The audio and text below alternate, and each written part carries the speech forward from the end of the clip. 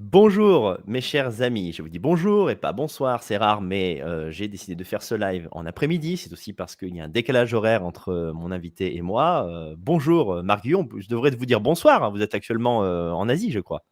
Tout à fait, je suis à Hong Kong où je réside, où je suis expatrié et il est 22h45. Ah, très bien, très bien. Bon, ça va, c'est pas encore trop, trop tard. On va essayer de pas vous faire coucher, trop tard. Alors rapidement, avant qu'on aille sur l'entretien, je vous remercie, mes chers amis d'être présents. Merci pour votre patience. Cette semaine a été une semaine blanche, j'ai pas fait de vidéo, j'ai été, malade toute la semaine. Vous allez me voir tousser encore un petit peu, donc ça a été une semaine à jeter à la poubelle. On se voit aujourd'hui donc pour cet entretien avec Marc Guyon et je vous annonce que le live actu que je voulais faire là en milieu de semaine, je le ferai dimanche. Je viens encore de reculer la date, ça m'arrange. Donc on va le faire dimanche soir à 21h sur cette chaîne. Si vous aimez m'entendre parler d'actualité et aussi clasher un petit peu, un clash surprise, vous allez voir. Enfin surprise, c'est sur la vignette, mais vous allez bien voir. Eh bien, on se donne rendez-vous pour ce clash politique et ce live actu dimanche à 21h. Alors je reviens à Marc Guyon. On va peut-être commencer par le début. Je vous demandais de vous présenter succinctement. Alors, je pense que les gens qui suivent le Twitter de droite vous connaissent en partie, mais une partie du public ne vous connaît pas forcément. Si vous voulez vous présenter en quelques mots, n'hésitez pas. C'est mon habitude, je laisse l'invité parler. Ok, très bien. Alors, je suis, bon, comme vous m'avez présenté dans la description, je suis un des élus de Hong Kong, Conseil des Français de l'étranger. Nous sommes quatre à Hong Kong et Macao. Petite parenthèse, nous sommes le seul pays au monde, la France, à avoir des élus locaux partout dans le monde. C'est-à-dire que même quand vous êtes expatrié, vous votez un petit peu comme l'équivalent de vos élus aux conseils municipaux en France. Donc, je suis un des élus pour Hong Kong et Macao. Et au niveau professionnel, à l'origine, je suis un contrôleur de gestion, j'ai fait une école de commerce, de la finance, et ensuite, j'ai décidé de me dédier à ma passion qui est les arts martiaux, à coacher, à créer des clubs. Donc, c'est mon activité principale. Et enfin, j'ai créé le Club France International qui permet d'accompagner les Français à s'expatrier. Je pense qu'on va beaucoup en parler. Donc, on les aide à se faire des amis, à trouver des contacts, à trouver un job, trouver un logement et trouver où aller à l'étranger. Donc, tout ce qui peut aider la diaspora française à l'étranger, voilà, c'est ce qu'on fait avec le Club France International. Très bien. Alors, une question qu'on pourrait commencer par là, peut-être. Est-ce que ça fait longtemps que vous êtes expatrié ou voilà, est-ce que c'est récent comment s'est déroulée votre vie en fait? Vous êtes né en France, ensuite vous êtes parti, et si oui, à quel âge? Oui, alors je suis né à Marseille, je suis Mhm. marseillais et voilà, en 1984, j'ai 39 ans. Deux parents nés au Vietnam. Ma mère est née au Vietnam d'une famille chinoise et mon père était franco-vietnamien, donc d'une famille franco-vietnamienne, donc c'est d'où mon nom français. Je n'ai pas changé mon nom, contrairement à ce que beaucoup disent, ça me permet un peu de clarifier. Voilà, donc je suis né à Marseille, d'origine, on va dire, vietnamienne, chinoise et française. Et je suis expatrié depuis 11 ans. Après mes études, je me suis expatrié. Non, en fait, je suis expatrié depuis 13 ans. Je suis à Hong Kong depuis 11 ans. Mais avant cela, j'étais en VE en Angleterre. VE, c'est le volontariat international en entreprise. Donc, j'ai travaillé pour une entreprise française au Royaume-Uni, à Birmingham, pendant 2 ans. Birmingham, qui est un petit peu le Marseille de l'Angleterre. On en reviendra si vous voulez. Et avant ça, Très j'étais. intéressant d'ailleurs, je me permets de vous interrompre pour dire que les VIE, c'est très intéressant pour les gens de moins de 30 ans qui veulent essayer de travailler à l'étranger, éventuellement pour préparer une expatriation future. Il faut vous intéresser à ça si vous cherchez à travailler un peu à l'étranger, vous ne savez pas trop comment vous y prendre. Voilà, je vous redonne la parole. Tout à fait, les VIE.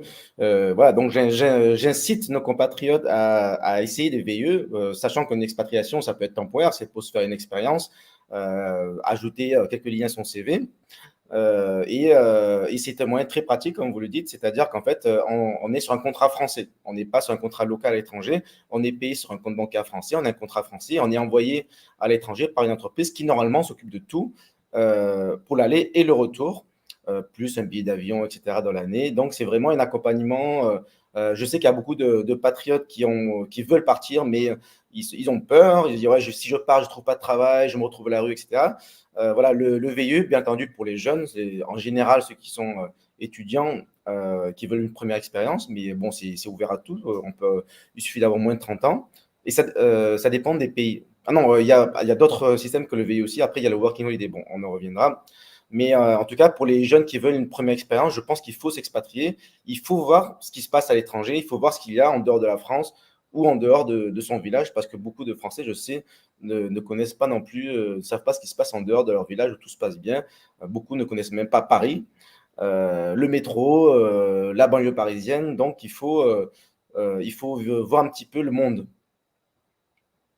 Oui, tout à fait. Alors, on va bien sûr, revenir en long, en large et en travers sur l'expatriation qui est en grande partie le sujet de l'émission.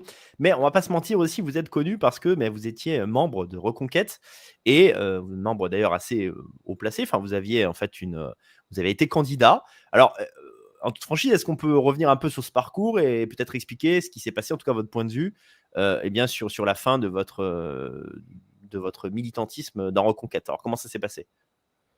D'accord. Bon, il y a beaucoup de choses à dire, hein. Je vais essayer de la faire courte. Après, bon, s'il y a des questions, je pense que les gens peuvent ajouter des commentaires et on peut approfondir si on a le temps. Alors déjà, comment ça a commencé? Effectivement, moi, pour commencer par le commencement, je suis un ancien militant UMP, LR. Je viens d'une droite qu'on va dire traditionnelle. Et quand Éric Zemmour est apparu sur la scène politique, j'ai retrouvé en lui tous ceux que je ne trouvais plus chez les LR. Et donc, je me suis engagé à fond. Et c'est comme ça que j'ai un petit peu gagné à être connu. Et je suis devenu le candidat pour l'élection législative qui est dans ma circonscription, qui est en Asie. Donc, je vais faire une petite parenthèse parce que beaucoup ne sont pas au courant, mais parmi les 577 députés, il y en a 11 qui représentent les Français de l'étranger. Celui qui Mmh. est le plus connu en ce moment, c'est sans doute Meir Habib, qui est le député d'Israël et de quelques autres pays. Et donc, lui, c'est un parmi les 11. Donc, et ma circonscription est la plus grande du monde.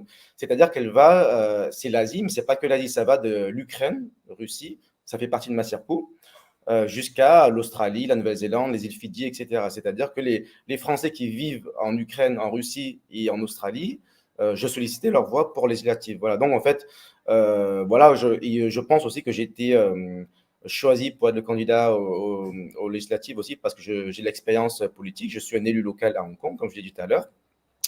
Et voilà. Et ensuite, après les présidentielles législatives, je me suis beaucoup impliqué. J'ai été élu aussi au Conseil national de Reconquête. Et enfin, il y a eu les sénatoriales. Bon, peu de gens sont au courant parce que ça ne concerne pas tout le monde, mais je pense que tout le monde sait qu'il y a eu des sénatoriales cette année, en 2023. Et pour résumer la situation, je pense qu'il y a eu il y a une bataille interne pour être le candidat au sénatorial. Et en fait, finalement, c'est juste des bêtises. C'est des bêtises. Vous savez, dans tout parti politique, Reconquête, tout comme n'importe quel parti, ou je dirais même n'importe quelle association ou entreprise, il se passe n'importe quoi. Il peut y avoir des gens qui sont virés pour rien. Voilà, ce qui s'est passé, c'est que j'étais en concurrence avec quelqu'un pour être le candidat au sénatorial. Et voilà, donc en fait, il a réussi à me faire exclure pour des raisons idiotes. J'ai fait une vidéo sur mon canal YouTube, si vous voulez voir plus, elle dure 40 minutes, dans laquelle j'explique tout. Mais en fait, j'estime que j'ai été écarté simplement par quelqu'un qui a le bras plus long que moi. Je ne sais pas qui le connaît, etc. Mais bon, voilà ce qui s'est passé tout simplement. Et en fait, ce qui s'est passé, c'est qu'au sénatorial, j'ai quand même été candidat. Et j'ai eu toutes les voix des sympathisants d'Éric Zemmour, de Reconquête. C'est-à-dire que pour parler que du camp patriote, j'ai fait 5 voix. Le RN a fait 3 voix et le candidat officiel de Reconquête a fait 0 voix. C'est-à-dire que tous les sympathisants de Reconquête ont voté pour moi, les électeurs, les grands électeurs. Voilà, donc on peut y retourner, on peut revenir sur le sujet plus tard s'il y a des questions, si vous le souhaitez. Et voilà, c'est la version courte. On a déjà pas mal d'éléments, en fait, ce que vous dites, c'est que c'est pas du tout une question idéologique. Vous n'avez pas un éloignement, je dirais, doctrinal du parti. Il y a eu une guerre de personnes, on va dire ça comme ça. Oui, tout à fait. C'est une guerre de personnes, c'est de la jalousie, c'est peut-être une question générationnelle. Voilà, on se comprend pas, on n'aime pas ce qu'il fait. Qu'est-ce qu'il sait? C'est qui ce petit jeune qui se prend pour qui fait trop de choses, il prend des initiatives, il nous en parle pas, etc. Après, je dis pas que j'ai tout fait parfaitement. Je dois avoir une certaine dose de responsabilité. Mais globalement, en fait, il y a aucune bonne raison à cette exclusion. D'ailleurs, si vous regardez le communiqué qu'il y a eu, il n'y a pas eu de raison. Et donc, c'est assez bizarre de donner aucune explication aux militants. Voilà. Mais voilà, c'est triste, mais ça arrive. Au niveau idéologique, effectivement, comme vous le dites, il n'y a pas de divergence. Enfin, ça ne veut pas dire que je suis d'accord à 100% avec tout ce que dit Éric Zemmour, mais je dirais 80%. Et en tout cas, je dirais, la personnalité politique avec laquelle je suis le plus proche, même aujourd'hui. Donc, je le dis, je ne suis plus chez Reconquête et je vois qu'il y a beaucoup de problèmes structurels dans le parti. Cependant, je suis toujours un soutien des idées d'Éric Zemmour et de Marion Maréchal. Ils font du bon travail. Et voilà. D'ailleurs, pour la petite anecdote, bon, on y reviendra encore après si vous le souhaitez, mais j'ai vu Éric Zemmour et Sarah Gnafo il n'y a pas longtemps, il y a fin septembre. Voilà, on s'est parlé et j'étais déjà surpris de voir qu'Éric n'était pas au courant. Donc, je l'ai vu. Sarah m'a amené vers lui. Il m'a dit ah, ben voilà, tu connais Marc Guyon. Et donc, je lui ai dit alors, Éric, vous êtes au courant de ce qui s'est passé? Bon, qu'est-ce qui se passe? Ben, vous savez, j'ai été exclu. Non, je ne suis pas au courant. Bon. Donc, je n'ai pas voulu l'embêter avec ça. Il m'a dit allez voir Nicolas B, c'est lui qui s'occupe des fédérations. Je dis je vais bien le voir, mais il est parti. C'était la soirée des Livres Noirs. On était chez Livres Noirs. Et voilà, donc j'ai vu Sarah Gnafo, j'ai vu Éric Zemmour ce soir-là. J'ai vu Stanislas Rigaud aussi. Quand j'ai vu Stanislas, bon, je le connais, j'ai dit bon, Stanislas, tu es au courant, c'est ce qui s'est passé? Il m'a dit oui, je suis au courant, mais je ne connais pas les détails. Et voilà. En fait, tout le monde est au courant, mais personne ne connaît les détails. Et même Sarah, bon, enfin, je vais pas non plus aller dans tous les détails. On y reviendra si vous voulez. Je ne vais pas vous embêter avec ça. Mais bon, en fait, c'est assez bête ce qui s'est passé. Mais bon, voilà, je suis toujours. Ça n'arrête pas mon engagement politique. Bon, très bien, on a une vue à peu près, enfin synthétique de ce qui a pu passer, en tout cas votre point de vue. Bon, c'est vrai que peut-être que Sarah et Eric ont entre guillemets «d'autres choses à gérer», mais c'est aussi leur parti. En tout cas, bon voilà, ce que je retiens, c'est que Éric Zemmour, a toujours votre soutien, mais que bon, bah, du coup, pour l'instant, alors peut-être définitivement, vous êtes plus membre du parti, donc on verra, peut-être les choses Oui, peuvent bien sûr. évoluer à l'avenir. C'est pas plus mal parce que ça me permet d'avoir ma liberté de retweeter ou de liker, de commenter sur des. J'ai beaucoup d'amis au RN, par exemple, donc je ne vais plus me retenir. Je ne suis plus dans un camp. Vous savez, quand on est Oui, militant, on est obligé de défendre les siens et de je taper sur comprends, les ouais. autres. C'est un peu stupide. Enfin, non, c'est pas stupide, mais c'est la vie, c'est la politique. Maintenant, je fais ce que je veux. Parfois, je retweet Éric Zemmour, parfois, je retweet Jordan Bardella, Le Pen. Je fais ce que je veux, je dis ce que je veux. Là, j'ai fait un sondage il n'y a pas longtemps, il y a quelques jours, en disant européenne, pour qui allez-vous voter, Reconquête ou RN, etc. Si j'étais militant de Reconquête, ça aurait été bizarre que je le fasse. Maintenant, je suis indépendant, donc je me permets de soutenir les idées, on va dire, du camp national en général, des idées de droite. Oui, puis alors à mon petit niveau, si vous étiez encore membre, et candidat en conquête, vous seriez peut-être pas là ce soir parce que bon, comme j'ai une aura un peu, de radicalité, ça nous Excellente permet aussi remarque. Excellente ça nous remarque. permet aussi de faire cet échange. OK, alors, évidemment, s'il y a des Ou questions, alors, ça aurait été une bonne raison de m'exclure. Ah, il a fait une possi vidéo avec Daniel Conversano, il faut le virer de Reconquête. c'est possible, c'est possible. Alors, si vous avez des questions relatives à ce que vient de ce dont vient de nous parler, Marc et son passage, chez Reconquête, n'hésitez pas dans le chat, je les prendrai. Mais on va aller sur l'expatriation. Alors, vous avez, fait un tweet, alors vous n'avez pas fait qu'un, mais, le 29 octobre, vous avez fait un tweet qui a fait beaucoup parler de lui. Alors je vais le montrer à l'écran et le lire. Vous inquiétez pas mes chers amis, c'est pas si long et ça va droit au but et moi ça m'intéresse parce que, eh bien, ce sont des propos que je tiens également de mon côté, même si, je n'envoie pas en général les gens vers les mêmes destinations. Enfin, sur le principe, je suis vraiment d'accord. Donc voici le tweet. Alors ça commence fort: «Quitter la France». Bon, je crois que c'est clair, hein, c'est pas quitter la France point d'interrogation, c'est quitter la France point. Aller dans un pays, donc là c'est vous qui parlez, aller dans un pays avec moins d'insécurité, moins de racailles et moins de wokisme, un pays dans lequel vous pouvez entreprendre facilement, ou trouver du travail rémunéré à sa juste valeur. Gagner de l'argent, pensez d'abord à vous, à votre famille, à la société dans laquelle vos enfants vont grandir. Restez fiers d'être français, d'être des Français exilés.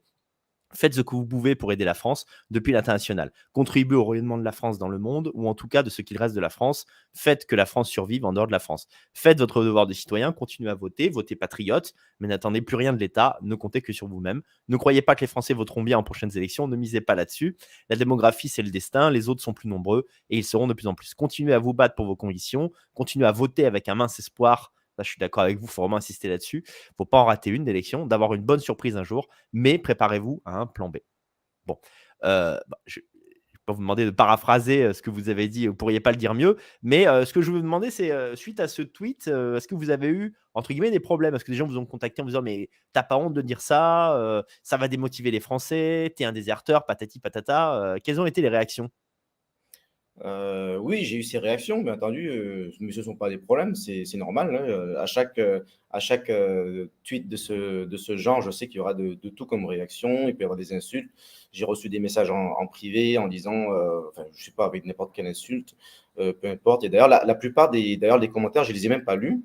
Mais par contre, suite à ce tweet, j'ai été contacté par Ligne Droite, Radio Courtoisie, et on a fait une émission dedans avec Ah Rodolphe oui. Cart, et justement sur le débat de l'expatriation. Donc, je vous invite à voir la vidéo sur la chaîne YouTube de Radio Courtoisie, enfin Ligne Droite. Et c'était assez sympa. Et voilà, parce que lui, c'est un patriote qui veut empêcher les Français de partir, et donc j'ai un discours différent. Voilà, donc ce que je disais, en fait, bien entendu, on m'a critiqué, y compris mes propres amis, ils m'ont dit, oh, tu es allé un petit peu fort et tout. Et après, bon, en vérité, bien entendu, et je l'ai dit après sur Radio Courtoisie, je l'ai fait un petit peu exprès. Déjà, en fait, j'étais un petit peu de mauvaise humeur ce jour-là parce que, voilà, il y a des jours, on se dit, putain, mais en fait, les Français, ils sont vraiment stupides, ils vont toujours faire les mêmes erreurs, ils vont toujours être des veaux, en fait. Et donc, je me dis, bon, allez, quitter la France, voilà. Mais c'est vrai que, bon, je n'étais pas obligé de faire ça. Et après, bon, je l'ai fait un peu volontairement pour que ça fasse un petit buzz. Voilà, donc, mais j'ai eu de tout comme réaction. Et voilà, on peut en discuter sur des points Ouais. spécifiques. Ben, j'ai pas encore eu le temps de regarder cet entretien avec Rodolphe Cart, mais ça m'intéresse parce que, Rodolphe Cart m'a consacré un petit livre qu'il a publié justement à la Nouvelle Librairie, où il s'oppose, on va dire, il se déclare souverainiste et s'oppose au camp identitaire, et notamment il produit une critique de l'expatriation qu'on peut entendre, hein, mais évidemment sur laquelle on n'est pas forcément d'accord. Non, mais vraiment ce tweet est excellent parce que c'est vraiment quelque chose que je pense depuis des années. Je suis moi-même expatrié depuis 7-8 ans. Il y a vraiment cette impression que des gens de valeur gâchent leur potentiel en France. C'est ce qui ressort un peu de votre tweet. Est-ce que c'est ça que vous aviez dans l'esprit? Oui, ce que je trouve, c'est que beaucoup de gens, c'est assez dommage, ils se forcent là où ils n'ont pas leur place. Si moi, par exemple, j'ai fait des études de commerce. Donc, dans mon domaine, là, quasiment tous veulent partir à l'étranger. Pas forcément pour s'expatrier pour toujours, mais au moins 2 ans, 3 ans, soit pour pratiquer l'anglais, juste pour mettre sur leur CV qu'ils ont été à Cambridge, à Harvard, ils ont été dans une bonne université, voilà. Et après, ils veulent revenir en France. Mais c'est dans mon domaine. Donc, en fait, si vous êtes dans le business, dans la finance, vous ne voulez pas partir à l'étranger, c'est complètement stupide. Après, il y a des domaines dans lesquels vous pouvez pas partir à l'étranger. Il n'y a pas forcément du travail dans ce domaine-là. Ou alors, c'est un job très français.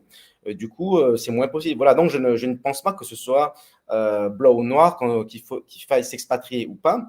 Mais en tout cas, il y a des gens qui s'empêchent de partir. Ils ont envie de partir, mais ils hésitent. Ils croient que c'est trop dur. Ils croient que c'est pas patriote de quitter la France. Et ça, je le ressens encore beaucoup de commentaires en ce sens. Ouais, tu es un traître, tu as quitté la France parce tu quittes le bateau qui coule, les raquettes, le navire, blablabla. Donc, ça, c'est très intéressant. On peut en débattre toute la soirée. Et donc, d'habitude, j'ai pas le temps. Quand je reçois ce genre de commentaires, je réponds pas. Parce que sinon, je passe ma soirée à répondre, à répondre, à répondre.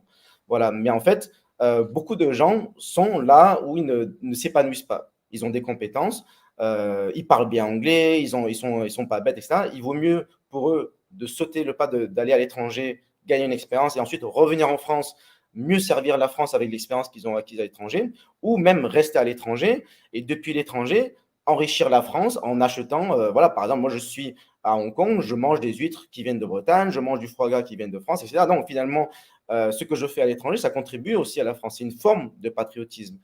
Et après, il y en a pas mal d'autres. Et on peut, le fait de contribuer à la francophonie à l'étranger, le développement de la langue française, etc., etc. Donc, il y a beaucoup de personnes qui ont beaucoup de compétences, qui seraient mieux à l'étranger qu'en France, mais même au-delà, qui seraient mieux pour servir la France depuis l'étranger.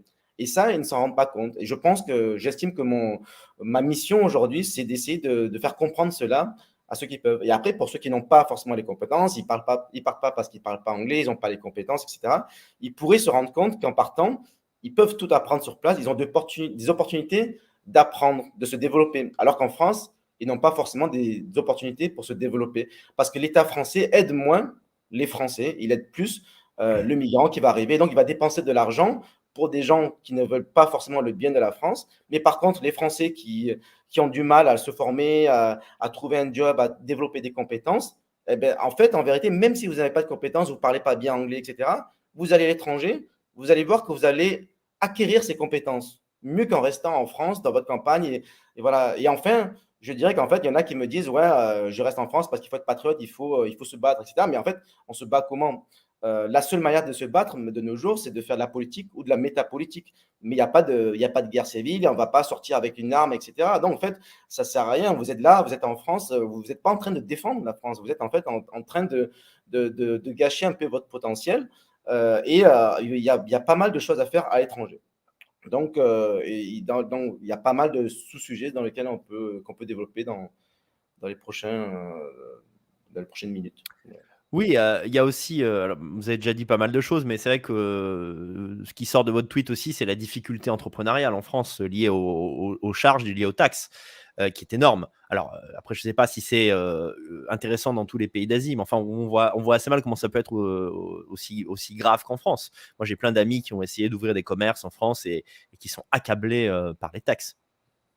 Oui, tout à fait. Mais la plupart des entrepreneurs qui sont à l'étranger ne veulent pas rentrer en France parce qu'ils sont à l'étranger pour des raisons, certaines raisons. Mais il y a aussi des entrepreneurs patriotes qui, pendant la campagne d'Éric Zemmour, je me rappelle, il y en a qui me disaient, bon, si Éric Zemmour est élu, je peux rentrer en France, je peux redévelopper certaines activités en France. J'ai envie de... Là, par contre, ça devient du patriotisme parce qu'il y a un objectif, on voit qu'il y a une tendance, etc. On veut participer, voilà. Mais quand on voit ce qu'est la France, comment elle est gérée et comment l'argent public est géré, on n'a pas envie de rester en France. Et même s'il y avait peu d'impôts à payer en France, moins d'impôts, il y en a. En fait, moi, je connais des patriotes à l'étranger qui ne veulent pas payer un seul euro pour que cet euro aille pour financer l'accueil de migrants, par exemple. C'est assez.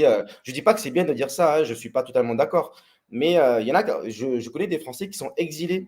Ils se sentent, en fait, ils ne sont même pas expatriés, ils se sentent exilés. Ils sentent que, en Mmh. fait, la France, c'est la France qui les a abandonnés, c'est pas eux qui abandonnent la France. En fait, ils retrouvent une part de France à l'étranger. Ils sont en Asie, ils sont en Thaïlande, ils sont au Portugal, ils sont ailleurs, ils sont en Europe de l'Est. Mais en fait, ils se recréent un petit peu une certaine France à l'étranger, une forme de France. Je ne dis pas qu'il faut faire à l'étranger ce qu'on veut pas en France, c'est-à-dire créer une communauté de gens qui restent entre Français, qui mangent entre Français, qui sont colocs entre Français.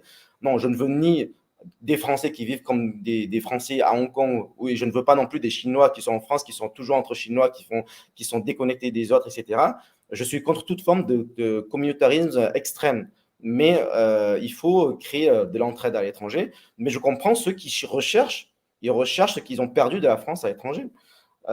J'étais à Budapest il y a quelques mois, j'ai rencontré un ancien ambassadeur. Euh, voilà, donc il a quand même pas mal d'expérience à l'étranger. Et il m'a dit, écoutez, là je suis en Hongrie, je vis comme en France. Il est en France il y a 40 ans. Voilà, donc en fait, il retrouve son environnement. Et finalement, c'est triste à dire, mais voilà, et ça, c'est vrai pour tous âges. Donc, même les jeunes quittent la France, donc ils se retrouvent à l'étranger dans des événements. Là, j'étais à Pékin et à Shanghai il y a quelques jours. J'ai fait une soirée, on a retrouvé des Français, on a mangé français, c'était bien sympa, etc. Ça ne veut pas dire qu'on fait ça tout le temps, mais on se retrouve à l'étranger et tout en respectant les coutumes locales. On ne force pas les Chinois à manger du saucisson, du fromage, etc. Mais on est bien là où on est, presque comme en France, et souvent avec les avantages sans les inconvénients. Ouais, bah, écoutez, là-dessus, j'ai rien d'autre à ajouter, mais je voudrais, montrer également un autre tweet. Alors cette fois, c'est une capture d'écran. Là aussi, alors c'est un tweet qui fait mal, mais ça correspond. Alors moi, je ne suis jamais allé en Asie pour être franc, mais j'ai des amis qui y sont allés et qui m'ont fait une remarque similaire. Donc c'est à propos du niveau de vie au Vietnam. Vous dites ceci: «Quand j'étais petit, la France était le pays riche et le Vietnam était considéré comme faisant partie du tiers-monde. Aujourd'hui, de passage au Vietnam, je suis frappé par son modernisme et le sentiment de sécurité que j'ai et c'est la France qui s'est tiers-mondisée». Alors comment tout est dit, mais est-ce que vous voudriez, ajouter un petit commentaire là-dessus? C'est vrai qu'on a, pour un peu cadrer cette question-là, on a des pays d'Asie qui sont considérés comme des pays développés, voire riches, hein. Je pense au Japon ou la Corée du Sud. Mais, quand on n'y est jamais allé, enfin moi, par exemple, je suis jamais allé au Vietnam. Bon, d'instinct, je dirais: «Bon, bah, le Vietnam, en tant qu'occidental, j'y vais, les gens doivent être super pauvres, on doit nager au-dessus des autres, ça doit être la gadoue par terre» et cetera. Et en fait, c'est pas ce que vous avez constaté. Vous avez constaté une évolution, en fait, une modernisation du pays. Tout à fait. En fait, l'Asie déjà a beaucoup changé et très vite ces dernières années. Effectivement, quand j'étais plus jeune, quand j'étais en France, je me disais, bon, L'Asie, c'est le Japon, c'est très développé. Moi-même, je suis fan de jeux vidéo, de manga, etc. Voilà. Et en dehors du Japon, il y a tout qui est le tiers-monde, par la Corée du Sud, etc.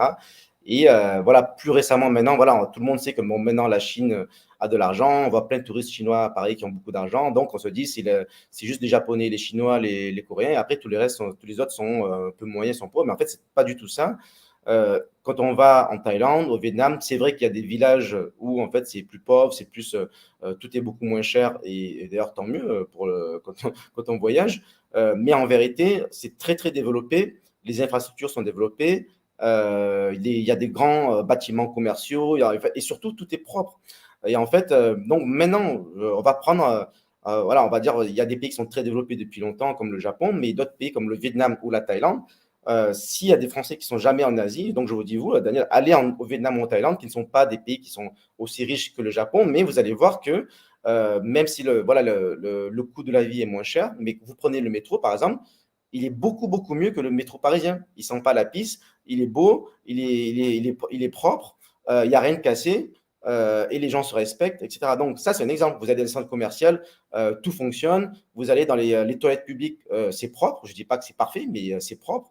Donc, j'ai l'impression qu'en fait, ce que certains considèrent, ce qui sont considérés autrefois le tiers-monde, en vérité, maintenant, c'est même pas un peu mieux que la France, c'est beaucoup mieux. Et finalement, quand je rentre en France, dès que j'arrive à l'aéroport, je me sens, oh là, est-ce que je suis? Je prends le RER. Il y a un gars qui vient, qui me demande de l'argent, qui me parle un peu bizarrement, il veut me raconter quelque chose, il veut une cigarette, et là, j'ai l'impression qu'en France, je suis dans le tiers-monde. Alors, bien entendu, là, j'exagère un petit peu. Je sais bien que ce n'est pas partout en France. Il y a toujours des beaux quartiers en France. Il y a des endroits où on se sent bien, où c'est romantique, c'est la France qu'on aime, mais c'est de moins en moins le cas. Et en vérité, cette France-là, c'est maintenant pendant encore quelques années dans les campagnes, etc. Mais il y en a qui rigolent un petit peu en disant que quand vous allez là, vous expatriez dans votre propre pays. Vous êtes, en vérité, là, moi, je pense que les campagnes, c'est plus la vraie France. La vraie France, maintenant, c'est Paris, c'est le métro pourri, c'est les embouteillages, c'est les émeutes. C'est ça la France en vérité aujourd'hui. C'est la majorité de la France. Et le reste, c'est les villages d'Astérix. Dur. Dur. Mais en fait aussi, ce qui m'a poussé à vous donner la parole, c'est que alors, je suis moi-même expatrié, donc forcément, c'est un sujet qui me touche. Mais il y a des périodes, par exemple les périodes électorales, où j'ai tendance à ne pas trop mettre en avant cette expatriation pour mobiliser évidemment mon public pour les élections, les faire bien voter, etc. Mais là, avec ce qui s'est passé avec le jeune Thomas qui est mort dans un village de moins de 600 habitants, c'est vrai que j'ai senti qu'il y avait comme une espèce de devoir moral à rappeler aux Français que même dans les petites villes, en réalité, ce qui est en train de devenir la France les rattrape. C'est une réalité. On le regrette. Hein. On aurait aimé que les gens dans les villages soient tranquilles pour des décennies, mais il se trouve que ce n'est pas le cas. Donc, est-ce que. Alors, j'ai pas mal de choses encore à vous demander sur l'expatriation. Alors, Heu, vous êtes d'origine asiatique. Est-ce que quand même, on peut pas dire que ça facilite votre expatriation en Asie? Parce qu'il y a des gens qui pourraient considérer l'expat en Asie, mais qui disent: «Bah, moi, je suis européen, je parle aucune langue locale, est-ce qu'il y a du racisme envers les Européens?» et cetera. Enfin, qu'est-ce que vous pouvez nous dire là-dessus? Comment vous sentez la chose? Ok, bon, c'est un gros sujet, on peut en parler pendant des heures, mais effectivement, de toute évidence, ça facilite un petit peu mon expatriation dans le sens où déjà j'ai un intérêt, j'ai envie d'être en Asie, mais un peu tout comme un Français d'origine africaine, c'est plus facile pour lui de s'expatrier en Afrique, c'est normal, peut-être qu'il parle certaines langues, ou en tout cas, il sera vu d'une certaine manière par la communauté locale. Ça peut être bien ou ça peut ne pas être bien parce qu'on peut avoir des attentes de vous. Moi, par exemple, je ne parle couramment que français et anglais. Je ne parle pas couramment vietnamien ni chinois. Donc, les gens croient que les gens me parlent en chinois, je ne parle pas chinois. Donc, en fait, ils ont certaines attentes de moi. Donc, ouais, je dis non, mais en fait, vous ne direz pas comme ça, mais je suis plus français que la plupart des Français qui sont à Hong Kong. Mais là, les Chinois ne comprennent pas. Voilà. Donc, mais c'est vrai que de manière générale, ça facilite parce on se fond un petit peu plus dans le moule. Mais en tout cas, non, il y a pas de racisme anti-blanc, bien entendu. En tout cas, globalement, il y a toujours des exceptions. Mais les Européens, les Américains ont toujours été bien vus en Asie On va caricaturer. Certains vont dire oui, mais c'est normal parce qu'ils les voient comme les gens qui ont de l'argent, etc. Mais voilà, mais tant mieux. Mais aussi pour des questions culturelles. Par exemple, les Français sont très appréciés en Chine. J'étais à Pékin il n'y a pas longtemps et j'ai vu un jeune, d'ailleurs, qui cherche un job. Lui, d'ailleurs, il fait partie de ceux qui ont quitté la France parce qu'il en a marre, il trouve que ça va devenir n'importe quoi. Et il est allé en Chine, par contre, il n'a pas de job, il n'a rien. Il a pas, enfin, je crois qu'il n'a pas trop d'argent non plus. Et en fait, où je veux en venir, en fait, oui, voilà, je veux dire, il m'a expliqué que, en fait, quand il était étudiant, parce qu'il était étudiant en Chine avant de revenir en France et de revenir, il allait en boîte de nuit. En fait, il avait tout gratuit, parce qu'en fait, les Chinois étaient contents d'avoir un blanc dans la boîte. Ils disaient, ben, ça fait un peu fashion, ça marque bien. Voilà. Donc, en fait, c'est un petit peu un signe D'accord. de prestige. Et après, il y a des jobs en Chine où, en fait, on vous recrute juste parce que vous avez une tête de blanc, parce que ça fait bien. Même si vous parlez, on vous dit, bon, tu vas aller dans telle soirée, tu vas te poser là, ou tu vas faire telle photo, telle vidéo, et on a besoin d'un blanc à la table, ça marque bien auprès des investisseurs, etc. Et tu n'as rien à dire, voilà, tu serres la main, tu souris, voilà. Donc voilà, là je prends un petit peu un extrême, et après l'autre extrême, ce serait par exemple les Français qui sont en Thaïlande, que ce soit des Français blancs ou d'autres Français, hein. On sait qu'en Thaïlande, il y en a qui foutent un petit peu le Les bordel, Maghrébins, hein. voilà, qui partent en scooter, qui font du bruit, qui font des problèmes. Mais même, il peut y avoir des Blancs qui sont un peu arrogants, qui se croient les rois du monde, etc. Et donc, la communauté thaï peut être un petit peu raciste envers les Blancs. Mais je pense pas que, pour moi, c'est pas vrai. En fait, il faut définir le terme racisme aussi, parce qu'il y a le racisme qui consiste à avoir un sentiment de haine, et après, il y a le racisme qui est un petit peu, en fait, on se méfie, ou on considère que les gens, en fait, ils ont moins de valeur, etc. Donc, en fait, les Thaïs sont très racistes, parce que les Thaïs, Oui. ils pensent qu'ils sont les meilleurs du monde. Et ils sont racistes envers les Birmans, ils sont racistes envers les Vietnamiens, certains Thaïs, ils considèrent que les Thaïlandais sont supérieurs aux Blancs. Et ils ont le droit. Donc, et je ne suis pas d'accord avec eux, bien entendu, mais ils ont le droit. Donc, et en fait, peu de gens le savent. Ça. Et par exemple, vous voulez acheter une maison en Thaïlande, vous n'avez pas le droit. Vous êtes obligé de vous associer avec quelqu'un en créant une boîte, etc. Et vous pouvez posséder maximum 49%. Parce qu'ils disent que la Mhm. terre des Thaïs appartient aux Thaïs. Donc, en fait, la Thaïlande, c'est peut-être un des pays les plus extrêmes. On pourrait dire c'est extrême droite. Mais pourtant, il y a beaucoup de Français de gauche, des bobos qui vivent en Thaïlande et se satisfont d'un système en fait où en Thaïlande, on ne peut pas venir en Thaïlande sur un bateau de migrants et avoir des aides, etc., et ne pas bosser et vivre en Thaïlande. Pour être en Ouais. Thaïlande, il faut être utile au pays, Mhm. il faut respecter les règles locales et il faut surtout respecter la culture thaïlandaise. Et de Ouais. ce point de vue-là, ils sont vraiment, vraiment très stricts.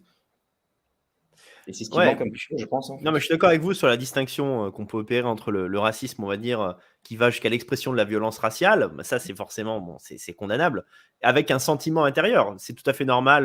Je sais pas, vous êtes. Enfin, moi, je suis franco-italien. J'ai toujours préféré et j'ai toujours estimé que la France et l'Italie, c'était les pays qui avaient la plus belle culture, et j'en ai pas honte. En fait, je trouve ça plutôt sain qu'une personne de n'importe quelle origine, d'ailleurs, même originaire d'un pays qui n'est pas extrêmement développé, préfère son pays et son sang aux autres. En réalité, ça devrait être le cas de tout le monde, hein. C'est la normalité la plus pure. Oui, et d'ailleurs, en fait, la plupart je ne sais pas si on peut dire que les Asiatiques sont plus racistes, on va dire, en tout cas plus fiers d'être Asiatiques que les Européens, mais quasiment tous les pays en Asie, les Asiatiques les populations sont fiers d'être. Bon, les Japonais, on sait très bien qu'ils sont fiers d'être Japonais, ils se considèrent supérieurs aux Chinois, aux Vietnamiens, etc., etc. Mais vraiment, chaque pays en Asie fait du protectionnisme. Les populations sont fières de leur culture et de leur sang, de leur ethnie, et ils se protègent contre les autres, et surtout les Asiatiques. Voilà, par exemple, à Hong Kong, on dit souvent que les Hongkongais sont racistes envers les Filipinos, etc., etc. Il y a du vrai, il y a du faux. Voilà. Et à l'inverse, je pense qu'en Europe, c'est un sujet tabou. En fait, les Européens peut-être pour des raisons historiques évidentes, ils ont moins cette culture d'être fiers d'eux-mêmes, et les Français encore plus. Moi, ça ne me dérange pas que des Français soient fiers d'être Français ou même d'être fiers d'être blancs, d'être Français. Voilà, donc je ne suis pas d'accord avec eux. Donc voilà, moi, j'ai fait des recherches. On m'a dit, regarde qui c'est Daniel Conversano. Je regarde, tac, tac, tac, voilà. On m'a dit, regarde, le gars, il est un petit peu spécial, etc. Je dis, bon, écoute, il pense ce qu'il veut. Voilà, je ne suis pas d'accord avec lui, mais je peux discuter avec lui, etc. Donc, en tout cas, je pense qu'en Europe, il y a moins de fierté d'être soi-même qu'en Asie. Ouais. Voilà. Et je Mmh. pense aussi, c'est peut-être pour ça aussi que Éric Zemmour a fait un des meilleurs scores dans ma circonscription législative. Il a fait en moyenne 13,5%, alors qu'en France, Ouais. il a fait 7%. Je pense que les Français qui vivent en Asie sont attirés un peu plus par les systèmes qui sont un peu plus efficaces sur le domaine régalien, etc. Bien entendu, c'est les Français qui votent, donc il y a beaucoup de bobos, il y a beaucoup de gauchistes, de macronistes, c'est vrai. Mais quand même, on est attiré par, normalement, si on est logique, on est attiré par le système qu'on veut. Donc, en fait, les meilleurs scores d'Éric Zemmour, c'était en Thaïlande, en Russie, par exemple. Voilà, donc, et c'est pas pour rien. Donc, voilà. Après, il y a toujours des gens qui se contredisent. À Singapour, à Hong Kong, il y a beaucoup de bobos. Il y a des Français qui disent, bah, écoutez, moi, je ne veux pas d'immigration, je ne veux pas ceci, cela. Mais en fait, non, enfin, qui veulent l'immigration, qui veulent donner des aides sociales, etc. Mais en fait, ils vivent dans un pays qui n'en donne pas. Donc, en fait, Singapour et Hong Kong, on pourrait dire que c'est des systèmes très extrême droite. D'ailleurs, ça faisait partie de ma campagne législative. Je disais, en fait, parce que j'ai voyagé en Asie pour faire campagne, et je disais, en fait, les Français qui habitent ici, ils vivent dans un système d'extrême droite. On ne peut pas. L'immigration à Hong Kong et à Singapour, et d'ailleurs la plupart des pays d'Asie, elle est très contrôlée. Ouais. Voilà, donc vous me dites, je suis jamais en Asie, bon, vous venez en tourisme, ok, mais si demain, Daniel Conversano qui habite en Roumanie, il veut venir habiter en Asie, ben, il faut prouver qu'on a besoin de lui en Asie, il faut qu'il apporte une valeur ajoutée, il faut qu'il ait un petit peu d'argent, il ne peut pas venir sur un bateau et vivre des aides en Asie, en fait. Donc, en fait, il y a une certaine sélection. Et après, si vous venez parce que vous trouvez un job, vous perdez votre job, eh bien, vous partez. Si vous Ouais. restez, vous allez avoir des problèmes. Et ça, en fait, ça paraît évident. Mais en France, c'est pas normal. Tout ce que je demandais, c'est qu'en fait, la France ressemble un peu plus à un système qui existe en Asie. Je ne dis pas qu'il faut le copier, parce que ce qui Ouais. fonctionne en Asie, ça ne va pas forcément fonctionner en France. C'est évident. Mais il faut s'en inspirer. Mais en vérité, les bobos qui vivent dans des pays, on va dire, extrême droite de leur politique, comme Hong Kong, Singapour, la Chine, etc., en vérité, ils se contredisent eux-mêmes. Et en fait, eux, ce sont les pires opportunistes parce qu'en fait, ils vivent à Hong Kong et à Singapour parce qu'ils gagnent beaucoup d'argent, mais ils prêchent des valeurs qu'ils n'appliquent pas. Et en fait, voilà. Et donc, j'ai demandé, d'ailleurs, il y avait un gars à Singapour on lui a posé la question, mais en fait, voilà, toi, tu représentes la gauche à Singapour. Je suis là, d'ailleurs, il est venu à ma réunion, il ne me posait pas de questions. Donc, je lui dis, mais qu'est-ce que tu fais à Singapour? Donc, toi, tu veux ça, ça, ça, ça, mais en fait, Singapour, c'est tout l'inverse de tes valeurs. Pourquoi tu Mmh. vis ici? Je dis, oui, mais bon, voilà, c'est temporaire. Moi, je suis là, voilà, je ne suis pas là pour toujours, blablabla. Voilà. Mais en fait, les mecs sont là juste de passage pour en profiter, pour gagner de Bah, l'argent. oui. Parce qu'à Singapour et à Hong Kong, on peut gagner de l'argent. En France, Mmh. c'est plus difficile. Ouais, tout à fait. On a des commentaires intéressants. On a Vince qui nous dit, c'était drôle ça: «N'importe quel blanc qui va vivre en Asie revient d'extrême droite en France». C'est vrai, C'est c'est tout à fait. probablement vrai. Et je dirais même des gauchistes. Moi, je connais des Mmh. gauchistes qui sont partis en Asie, ils ont vu ce qui se passait, et finalement, leurs opinions politiques ont changé parce que ça les a fait réfléchir. Au début, ils partaient, ils disaient ouais, mais machin, la dictature, les machins, c'est ultra libéral, tout ça. Je vais 6 mois, un an, on verra ce qui se passe. Mais finalement, ils adorent et ils voient que le système fonctionne. Et surtout, quand Mmh. ils rentrent en France, ils se rendent compte qu'ils sont dans le tiers-monde. En partie, j'exagère un petit peu, mais bon, c'est un peu le sujet de notre vidéo. Donc, en fait, voilà. Mais en fait, on ne se rend pas forcément compte de ce qu'est la France quand on l'a quitté et qu'on revient. Et surtout, si on Ouais. la quitte pendant longtemps, si on est à l'étranger pendant 10 ans et qu'on revient en France une fois par an, on voit l'évolution de la France. Ah, Mmh. l'année dernière, c'était comme ça. Je reviens cette année, oula, c'est pire que l'année dernière. L'année prochaine, etc. Mais Et c'est par vrai, contre, c'est vrai. quand on vit en France, on ne s'en rend pas forcément compte. C'est un petit peu, je suppose que vous êtes au courant, c'est cette métaphore en fait, de la grenouille qui est au fond de la marmite. C'est-à-dire qu'en fait, Exactement elle est au ça. fond de la marmite, on allume le feu doucement, elle dit ah, c'est bien, c'est bon, c'est un peu chaud, tout ça, c'est sympa, etc. Et après, petit à petit, la température augmente et elle meurt parce qu'elle ne s'en rend pas compte, ça revient petit à petit. Mais par contre, si on la met tout de suite dans l'eau bouillante, ben, elle s'en va parce qu'elle sait que c'est la mort. Mais en fait, la plupart des Français, ils sont dans la situation de cette grenouille parce qu'ils ne s'en rendent Mmh. pas compte. Voilà. Et pour s'en rendre compte, peut-être qu'il faut sortir de la France Ouais, de pour temps faire en un temps, ouais. mois, pour un an, pour 2 mois et revenir et on se rend compte, mais en fait, pourquoi en France on ne fait pas ça? Pourquoi on ne fait C'est pas vrai, comme. c'est vrai. Moi, je prends C'est l'exemple de l'Asie, mais on peut voir en Europe de l'Est, c'est pareil, ou même, Non, mais en même fait, ça marche pour tout. Par exemple, quand on a un partenaire ou même ses propres enfants, comme on est au quotidien avec eux ou avec elles, on les voit pas grandir et puis après on voit une photo d'il y a 5, 10 ans, on se dit: «En fait, on a vieilli, hein». Voilà, bah, c'est un peu la même chose, voilà, au quotidien. Alors, on a aussi un commentaire de Kublai, alors Kublai est un youtubeur, bon, assez célèbre, qui en fait a vécu pendant des années en Russie. Il est avec une femme asiatique. Il a également, ensuite, bon, quand il y a eu la guerre, il est parti de Russie. Il a vécu pas mal de temps en Asie. Il nous dit en Asie, un blanc sera toujours considéré comme étranger, mais il sera accepté et respecté. Il pourra vivre normalement s'il respecte les locaux et fait des efforts d'adaptation. Oui, je crois que Oui, c'est à peu près ce que vous avez dit, hein. oui, oui, bah, il faut, en tout cas, une différence qu'il y a la plupart des pays d'Asie qu'il n'y a pas en France, c'est que si on ne respecte pas les règles, on a des problèmes. Voilà, et donc Ouais. moi, en France, on peut, je vais prendre un exemple un peu extrême, on peut brûler un drapeau français et dire nique la France, on n'a pas trop de problème, on va dire, bon, il faut le comprendre, c'est un jeune, il ne comprend pas ce qu'il fait, etc. Non pas, comment on dit, il est pas retardé, il a des problèmes psychologiques, etc. Voilà, mais en Asie, vous allez en Chine, vous allez brûler un drapeau chinois, vous dire nique la Chine, vous allez avoir des problèmes. Voilà. Bah Je oui, parle de la Chine, mais après, on va dire, ouais, tu prends exemple, au Japon, c'est pareil, ailleurs, c'est pareil. Voilà. Donc, en fait, bien sûr. pourquoi on a des problèmes quand on ne respecte pas les pays à l'étranger, pas qu'en Asie. Je pense que c'est pareil en Europe de l'Est, dans certains pays, etc., mais pas en France. Mais pas pareil en Afrique, hein. Mais Vous c'est vrai allez que en Algérie, vous allez brûler un drapeau algérien, etc., vous allez avoir des problèmes. C'est bien normal. sûr, en fait, Ils ont partout raison. ailleurs qu'en Occident et notamment en Europe de l'Ouest et Ouais. en voilà, Et en France, on est faible. Le gouvernement il a cette faiblesse de se défendre. mmh, Et ça, c'est tout l'Occident. Mais en France, ouais. encore plus, je pense. Essentiellement, vraiment, particulièrement dans des pays comme la France ou le Royaume-Uni, je pense qu'on a un niveau de tolérance envers les délinquants et les criminels qui est extrême, qui est immoral d'ailleurs. Mais c'est vrai que récemment, j'ai vu un reportage sur les conditions de détention à Singapour. Alors, d'un côté, quand on est un brave citoyen, on se dit bah, tant mieux, comme ça dissuade vraiment les criminels d'agir. Mais je vous dis franchement, même moi, ça m'a choqué. Alors que je suis considéré en France comme un des types les plus radicaux quasiment de la nation. Mais même moi, je me suis dit, putain, ouais, ça me viendrait pas l'idée de voler une orange, hein, parce que Mm. Ouais. franchement, ouais, mais ça Mais, marche. mais qu'est-ce qui fait que ça ne viendrait pas à l'idée à l'étranger, mais ça viendrait à l'idée en France? Voilà, donc c'est ce système, c'est ce problème éternel qui fait qu'en fait, on sait qu'en France, on va être impuni en faisant certaines choses. Ouais, exactement. Alors, qu'est-ce qui vous a fait choisir Hong Kong particulièrement pour vous expatrier? Alors déjà, il y a des raisons personnelles et des raisons générales. Les raisons personnelles, c'est juste les arts martiaux. Parce que je suis à Ah oui, l'origine, avant de faire du MMA, je suis un prof de Kung Fu du style Wing Chun. Le Wing Chun, c'est le style que faisait Bruce Lee, par exemple. ouais, Parce qu'en fait, il y a beaucoup de styles de Kung Fu. Il y a des styles plus artistiques et il y a des styles plus, on va dire, combat, self-défense, comme ce que faisait Bruce Lee, plus sobre, où on ne va pas sauter de partout, faire des animaux. Donc, mon style, c'est plus sobre, c'est le Wing Chun. Et en fait, enfin, il vient pas de Hong Kong, mais c'est développé à Hong Kong. Il vient de Foshan, en Chine. Mais en fait, la capitale du Wing Chun, c'est Hong Kong. C'est la raison pour laquelle j'y suis allé. Un peu comme si on est passionné de capoeira, on va aller au Brésil. Si on est passionné de yoga, on va aller en Inde.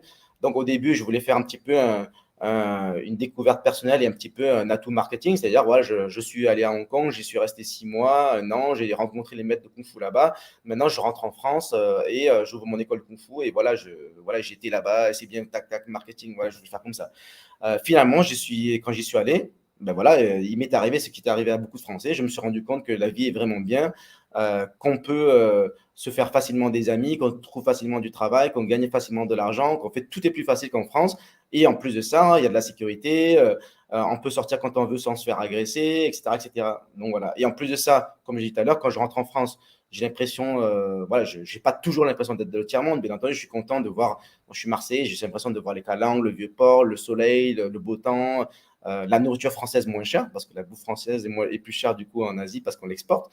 Donc voilà, il y a beaucoup de belles choses de la France qui nous manquent et qu'on aime revoir, mais il y a beaucoup de choses qui gâchent ces retrouvailles de la France. Donc en fait, tous ces facteurs combinés, personnels pour les arts martiaux, mais aussi le fait de voir que la vie est beaucoup plus facile à Hong Kong qu'en France, en fait que j'y suis resté. Voilà. Et après, je vais dire idéologiquement, au niveau politique, je pense que le système des pays dans lequel, du système dans lequel je vis correspond à ce que je veux. Je veux de la sécurité, je veux que la police fasse son travail, je veux qu'il y ait peu d'impôts, etc. Donc en fait, ce que je prône, c'est-à-dire un libéralisme économique et une efficacité régalienne au maximum, ben, c'est le cas à Hong Kong ou à Singapour ou ailleurs, beaucoup de pays en Asie, et je pense que ce ne sera jamais le cas en France, malheureusement, même si je l'espère, hein, on ne sait jamais. Mais voilà, et donc le fait de m'installer à l'étranger, ça vient aussi du fait que je pense que ça ne va pas changer en France, même si je fais ce que je peux pour, et d'où vient le tweet que j'ai fait la dernière fois. Donc, on est dans une situation où les Français sont tellement endormis et où la démographie change tellement que je suis assez pessimiste. Mais je ne pense pas qu'il y a aucune chance, mais il y a peu de chances. Donc Mmh. finalement, la vie est courte et la jeunesse est encore plus courte. Donc, quand on a 20, 30, 40 ans, selon le domaine dans lequel on est, il se peut qu'on perde son temps à rester en France. Il faut partir, il faut faire sa vie, il faut penser d'abord à soi-même. Et voilà, donc moi, je crois qu'il y a beaucoup de, on va dire, de patriotes qui se font des illusions, qui restent en France, ils croient qu'ils vont sauver la France juste parce qu'ils sont en France, qu'ils vont tweeter sur Internet. Ouais, ça, c'est très bien, tac, tac, tac, allez, Zemmour, Marion, tout ça. Et après, c'est tout ce qu'ils font en France, finalement. Et c'est très bien. Ça fait des likes, ça fait des retweets, etc. Mais est-ce que c'est vraiment ça rend service?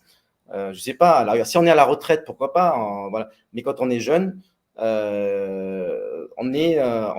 pense qu'on peut mieux servir la France à l'étranger qu'en France, Ouais. selon son domaine, bien entendu, parce qu'on a besoin aussi de beaucoup de monde en France, d'être sur le terrain. Mais faut juste ne pas gâcher ses compétences. Oui, je Et vois. surtout pas des En fait, illusions.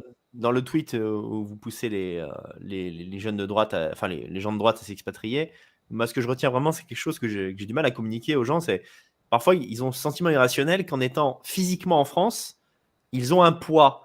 C'est-à-dire que ça fait quelque chose. Mais dans les faits, puisque comme il n'y a pas d'affrontement en fait entre communautés, je veux dire physiques, et quand ça arrive, quand il y a le début du commencement de quelque chose, l'État est super fort pour le coup pour se défendre. On a vu tous ces jeunes qui ont défilé, qui ont manifesté dans les banlieues de Romans-sur-Isère. Ils ont évidemment agressé aucun maghrébin, mais ils ont fini au trou. Certains ont pris de la prison ferme. Donc il y a aussi cette dimension-là qu'il ne faut pas oublier, c'est que l'État sait être fort quand il le veut.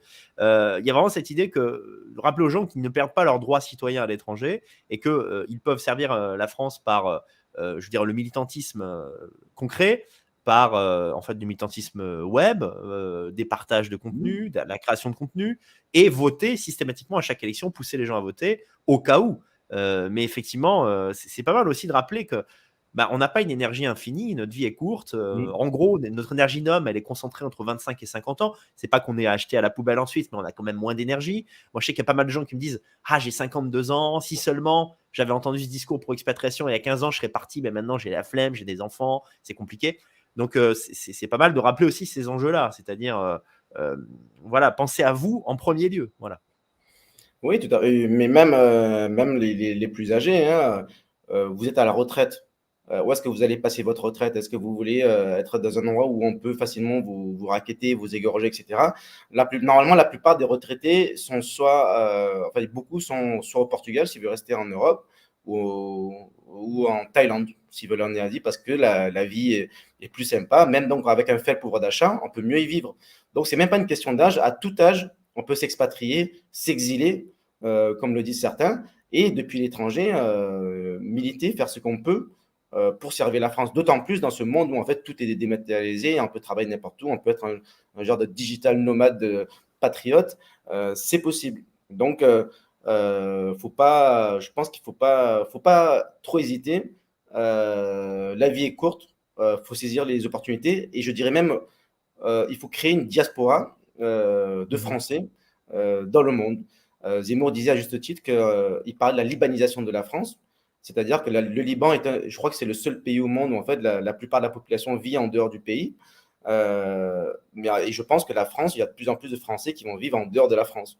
Ce qui fait qu'en fait, il y a une communauté française qui se développe dans le monde, il faut qu'elle puisse s'entraider, etc. Donc, c'est ce que j'essaie de faire, de mettre les gens en contact. Et justement, je peux les aider, enfin, j'aimerais les aider à développer leur patriotisme à l'étranger. Voilà, donc ils sont pas. Oui, oui, c'est vrai. Pendant ma campagne, c'est vrai parce que j'ai rencontré beaucoup de. En Thaïlande, par exemple, il y a des villes qui sont très macronistes comme Bangkok, il y a des villes qui sont très à droite comme Pattaya. Je rencontre un Français à Bangkok parce que je fais ma réunion, etc. Il m'a dit ouais, c'est génial que tu viennes, etc., qu'on fasse cette soirée, qu'on soit avec d'autres patriotes, etc. Moi, je croyais que j'étais le seul. Je connaissais personne d'autre. Tous mes amis sont plutôt macronistes. Les gens avec qui je travaille, c'est des Français macronistes.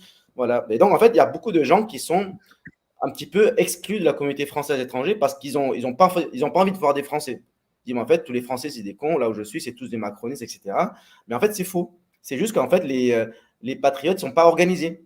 Il faut s'organiser. Il faut s'organiser en France, bon, voilà, mais il faut s'organiser à l'étranger aussi. Il faut créer des liens et il faut créer des liens entre l'étranger et la France. Voilà. Mais en tout cas, je pense que de nos jours, le combat, il est surtout politique. Moi, je ne suis pas du tout pour qu'on crée des milices, etc. Donc, je pense, déjà, je fais du MMA, donc je pense qu'il c'est bien que les gens pratiquent les arts martiaux. Je pense que c'est bien que les gens s'inscrivent dans les clubs de tir. Donc, si j'ai bien compris, tous les clubs sont pleins en France parce que les gens veulent apprendre à se défendre.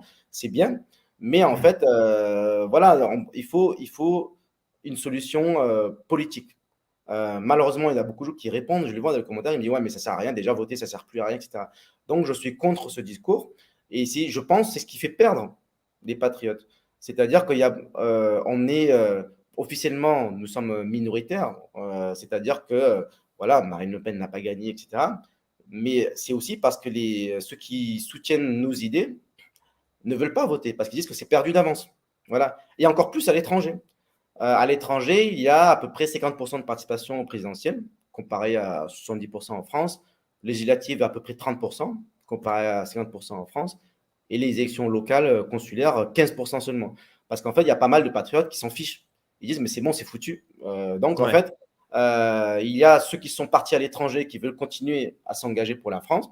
Et il y en a beaucoup, malheureusement, qui sont à l'étranger et qui disent, non, c'est moi, la France, elle est morte, tout ça. Moi, je suis bien à l'étranger, je gagne du sou, je fais ma vie, voilà, et qu'est-ce que je vais perdre mon dimanche à aller voter, etc. Donc maintenant, je souhaite, je lance un appel à tous ces gens qui sont à l'étranger, qui n'y croient plus.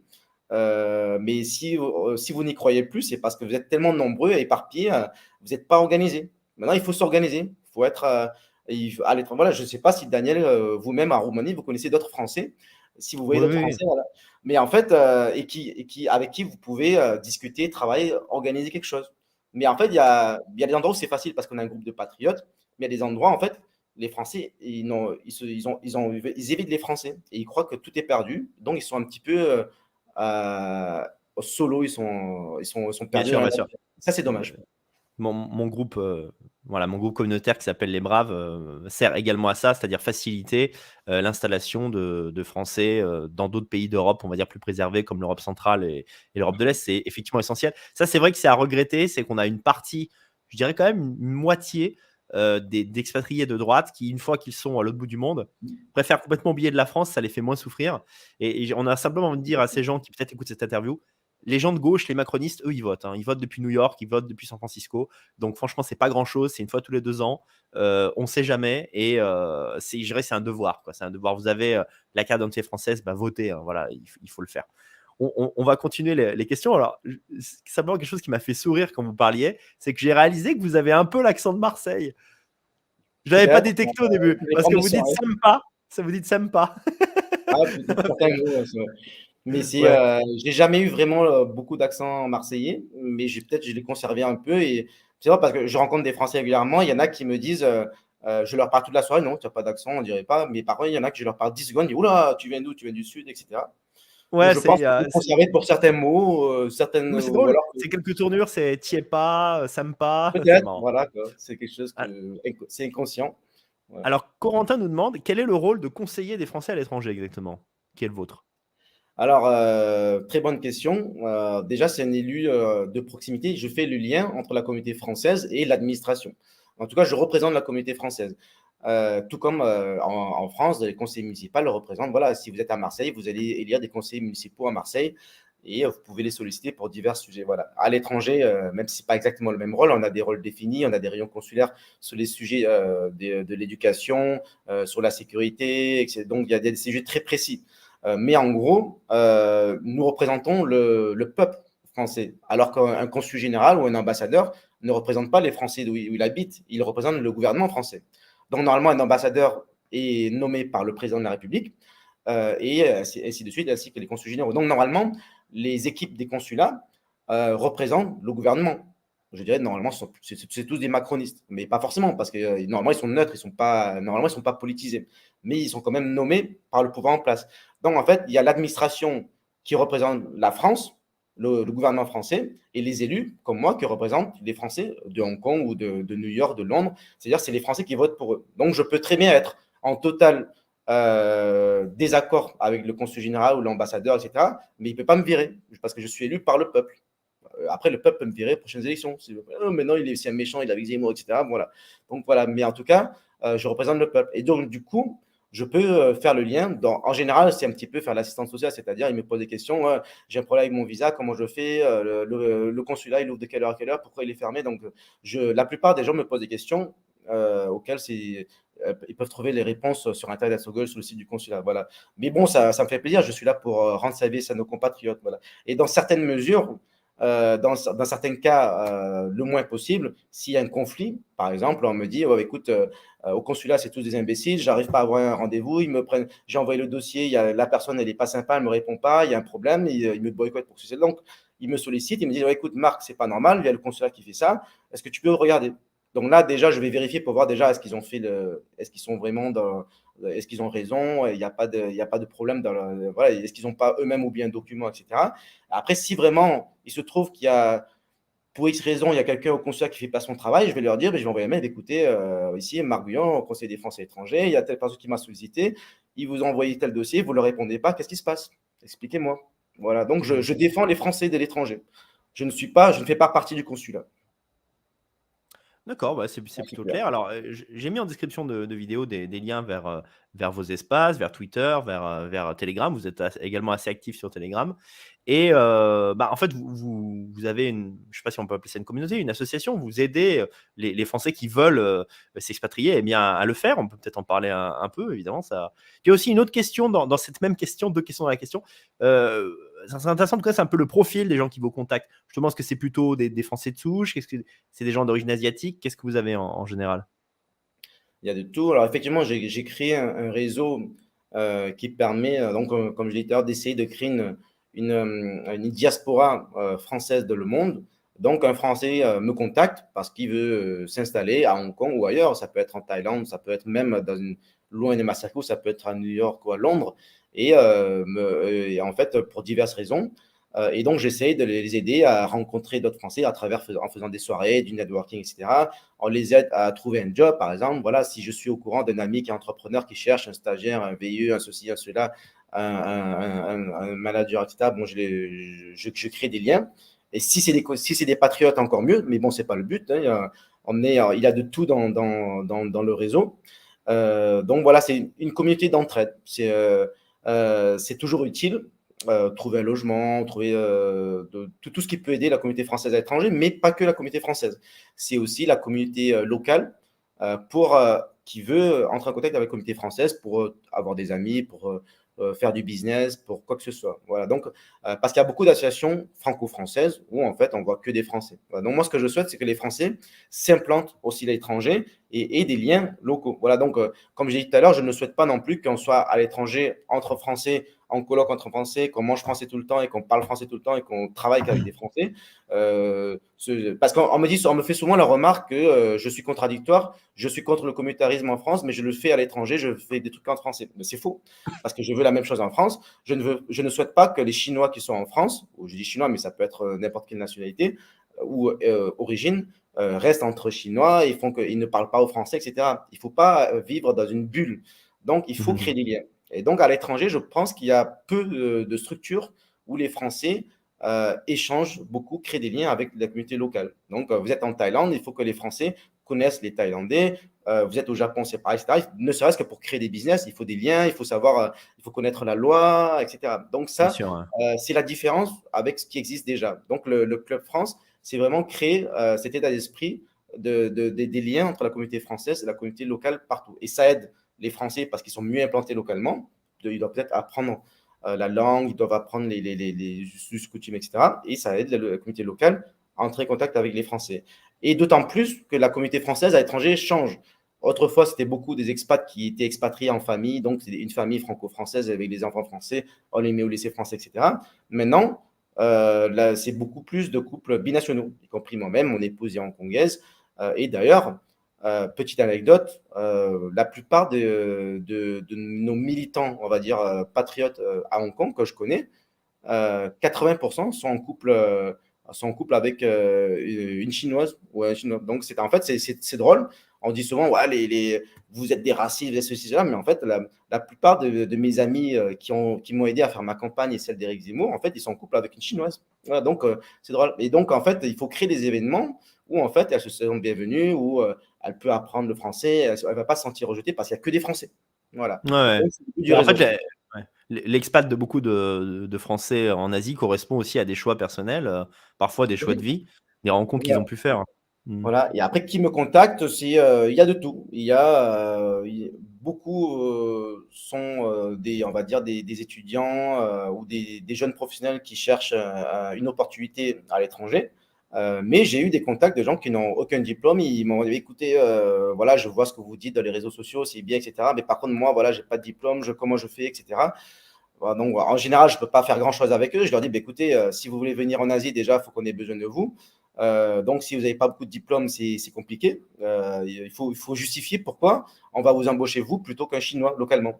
Mais ça, c'est normal. Voilà, et c'est pareil, il faudrait faire pareil en France. C'est-à-dire, pourquoi embaucher un Chinois en France? Il faut en avoir besoin. C'est-à-dire il faut qu'on n'arrive pas à trouver cette compétence sur le marché français. Voilà. Donc, mais bon, il peut toujours y avoir des passerelles. Mais en tout cas, j'ai des gens de tout profil qui me contactent pour ne serait-ce pour dire bon, merci pour ce que je fais, il faut continuer, etc.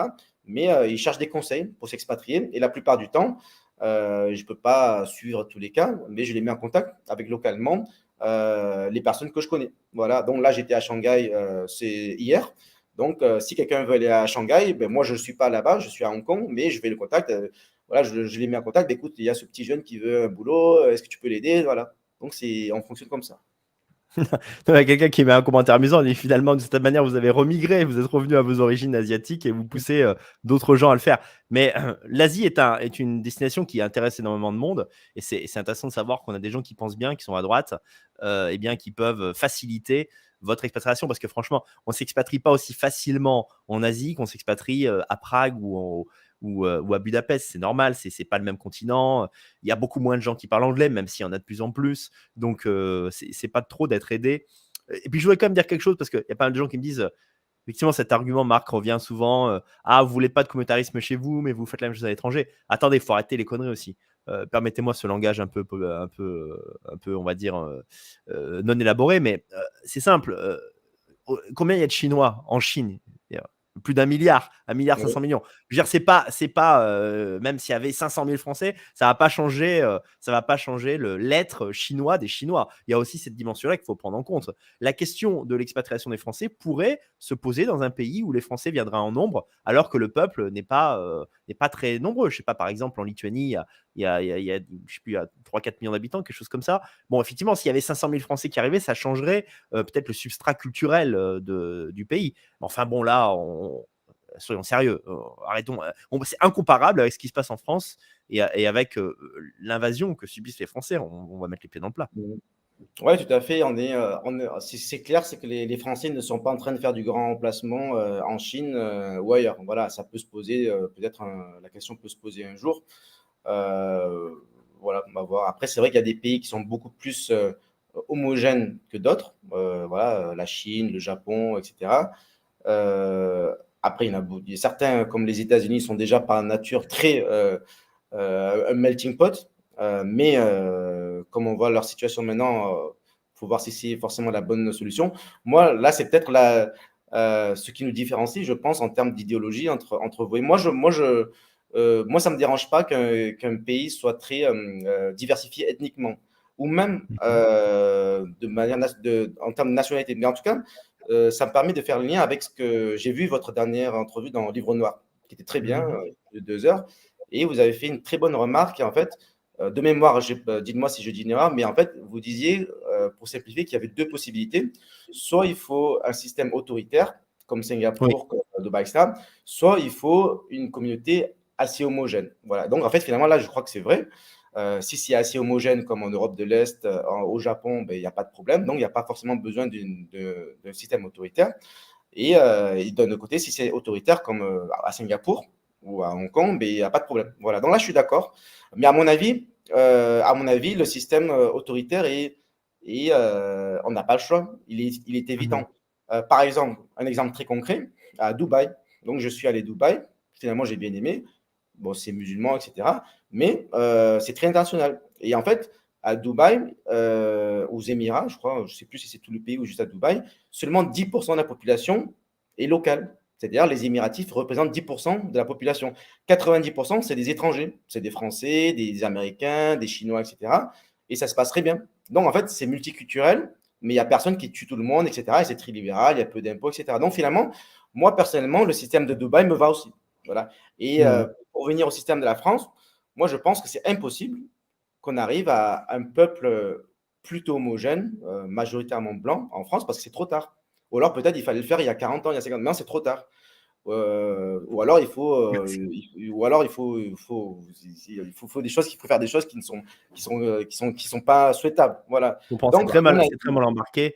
Après, on peut pas empêcher les Français de sang de rêver à cette oui, remigration mais bien et j'en sûr. rêve moi-même. Mais ce qui est clair, c'est que dans l'immédiat, ce qu'il faut et ce qui est applicable, et je pense qu'il peut être accepté par la population, c'est en fait un durcissement policier et de la justice. Ça me paraît évident. Et je crois aussi qu'on peut dire que, par exemple, moi, je le prône en fait pour tous les pays, y compris les pays qui sont, on va dire, plus préservés que les autres, parce que par les mouvements de population, par la mécanique des choses, des villes, même, je sais pas, comme Varsovie, sont plus cosmopolites aujourd'hui qu'il y a 10 ans et moins qu'elles le seront dans 10 ou 20 ans. Voilà, il y a de plus en plus de mouvements de population, sans parler d'immigration d'installation. Et donc, en fait, s'il n'y a pas une police forte dans les pays occidentaux, il y aura de la violence. C'est clair. C'est la seule. On n'a pas Voilà, d'autre là, choix. là, je suis totalement d'accord. C'est ce qui manque en France. Il faut de la fermeté, il faut arrêter ce laxisme. Voilà. Et après, il Mmh. faut effectivement des politiques natalistes, etc. Voilà, c'est un complément. Mais en tout cas, sans réformer le système judiciaire, la police, donner plus de moyens, etc. Voilà, donc je ne dis pas qu'il faut arriver à un État totalitaire, mais enfin, moi, et même d'ailleurs, là par contre, il y a des patriotes qui ne sont pas d'accord avec moi, mais mettre des caméras partout en France, moi, ça ne me dérange pas. Et, Ouais, moi euh, non et je plus. sais qu'il y en a qui sont contre, ils disent, ouais, non, mais moi je suis patriote, etc. Mais je ne veux pas que ça devienne comme en Chine, etc. Moi, ça ne me dérange pas. Si la caméra permet d'éviter que la dame de 80 ans se fasse violer, regorger, tout ça dans un petit village en France, moi je la mets la caméra. Voilà. Et beaucoup, je pense, de patriotes vivent dans un rêve et ils pensent qu'on peut revenir à une France apaisée sans passer par des mesures autoritaires. Moi, je pense que c'est impossible. Il faut de l'autorité Ouais. pour que les gens sachent qu'en fait, s'ils font des conneries, il va y avoir des problèmes. Oui, c'est Euh, vrai, j'ai du mal à comprendre cet argument. Je comprends l'idée hein, de l'esprit. Voilà, le monde devient orwellien. C'est la perte de l'intimité, etc. Bon, voilà. Après, jusqu'où vont aller les caméras? Enfin, la société va pas mettre des caméras chez vous quand vous faites la bagatelle avec votre femme.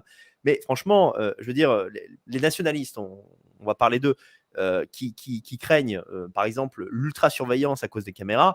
En fait, l'ultra-surveillance, je me répéterai jamais assez, elle est là. Hein. Par exemple, pourquoi il y avait déjà des policiers qui étaient présents quand des nationalistes de toute la France ont débarqué dans Romans-sur-Isère, à Romans-sur-Isère? Eh bien, parce que ils étaient au courant, tout simplement, parce qu'ils suivent les groupes militants avec leur téléphone. Voilà, on a des GPS intégrés dans le téléphone. C'est fini. Enfin, je veux dire, là, il faut arrêter de rêver à ça. C'est fini. Quand on n'a rien à se reprocher, qu'il y ait des caméras partout, on s'en fout. Je vais donner un autre exemple. Moi, j'ai de la famille qui habite à Monaco, enfin, qui travaille plus exactement à Monaco. Et c'est vrai que là-bas, il y a des caméras partout.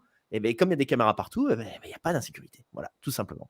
Ça se sait, la police est dure. Et du coup, ben, c'est incomparable avec ce qui peut se passer à Paris ou à Lyon, par exemple. Tout à fait.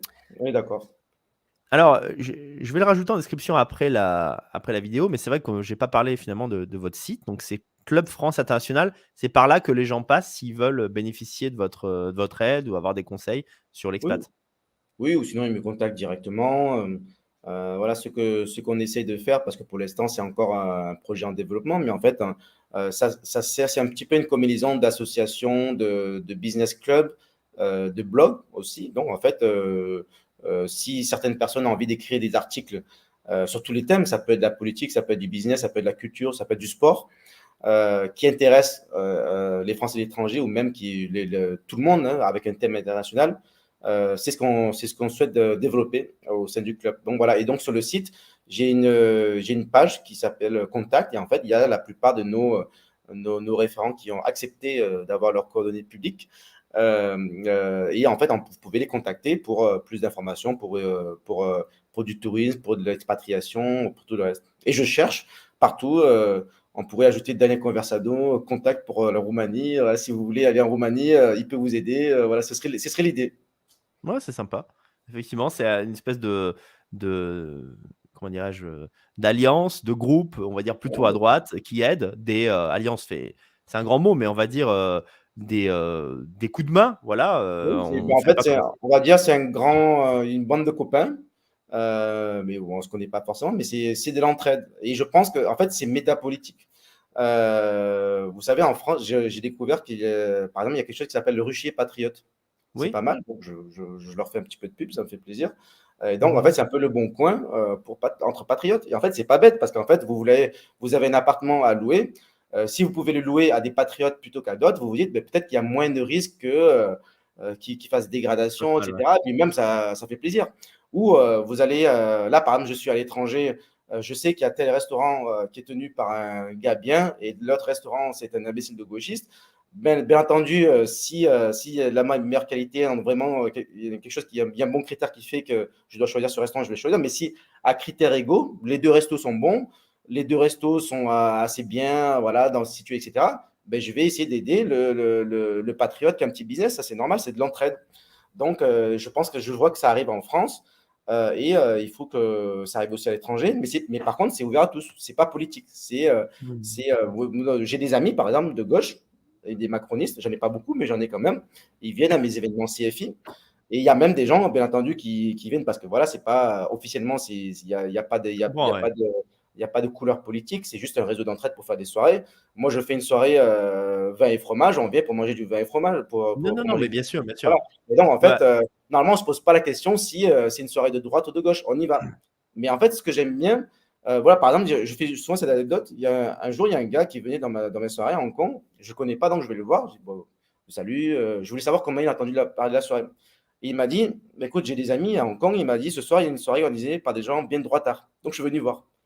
Moi, ça m'a fait rire. J'ai dit, bon, bien droitard, je ne sais pas ce que ça veut dire. Mais bon, voilà, ben, en tout cas, bienvenue. Et voilà.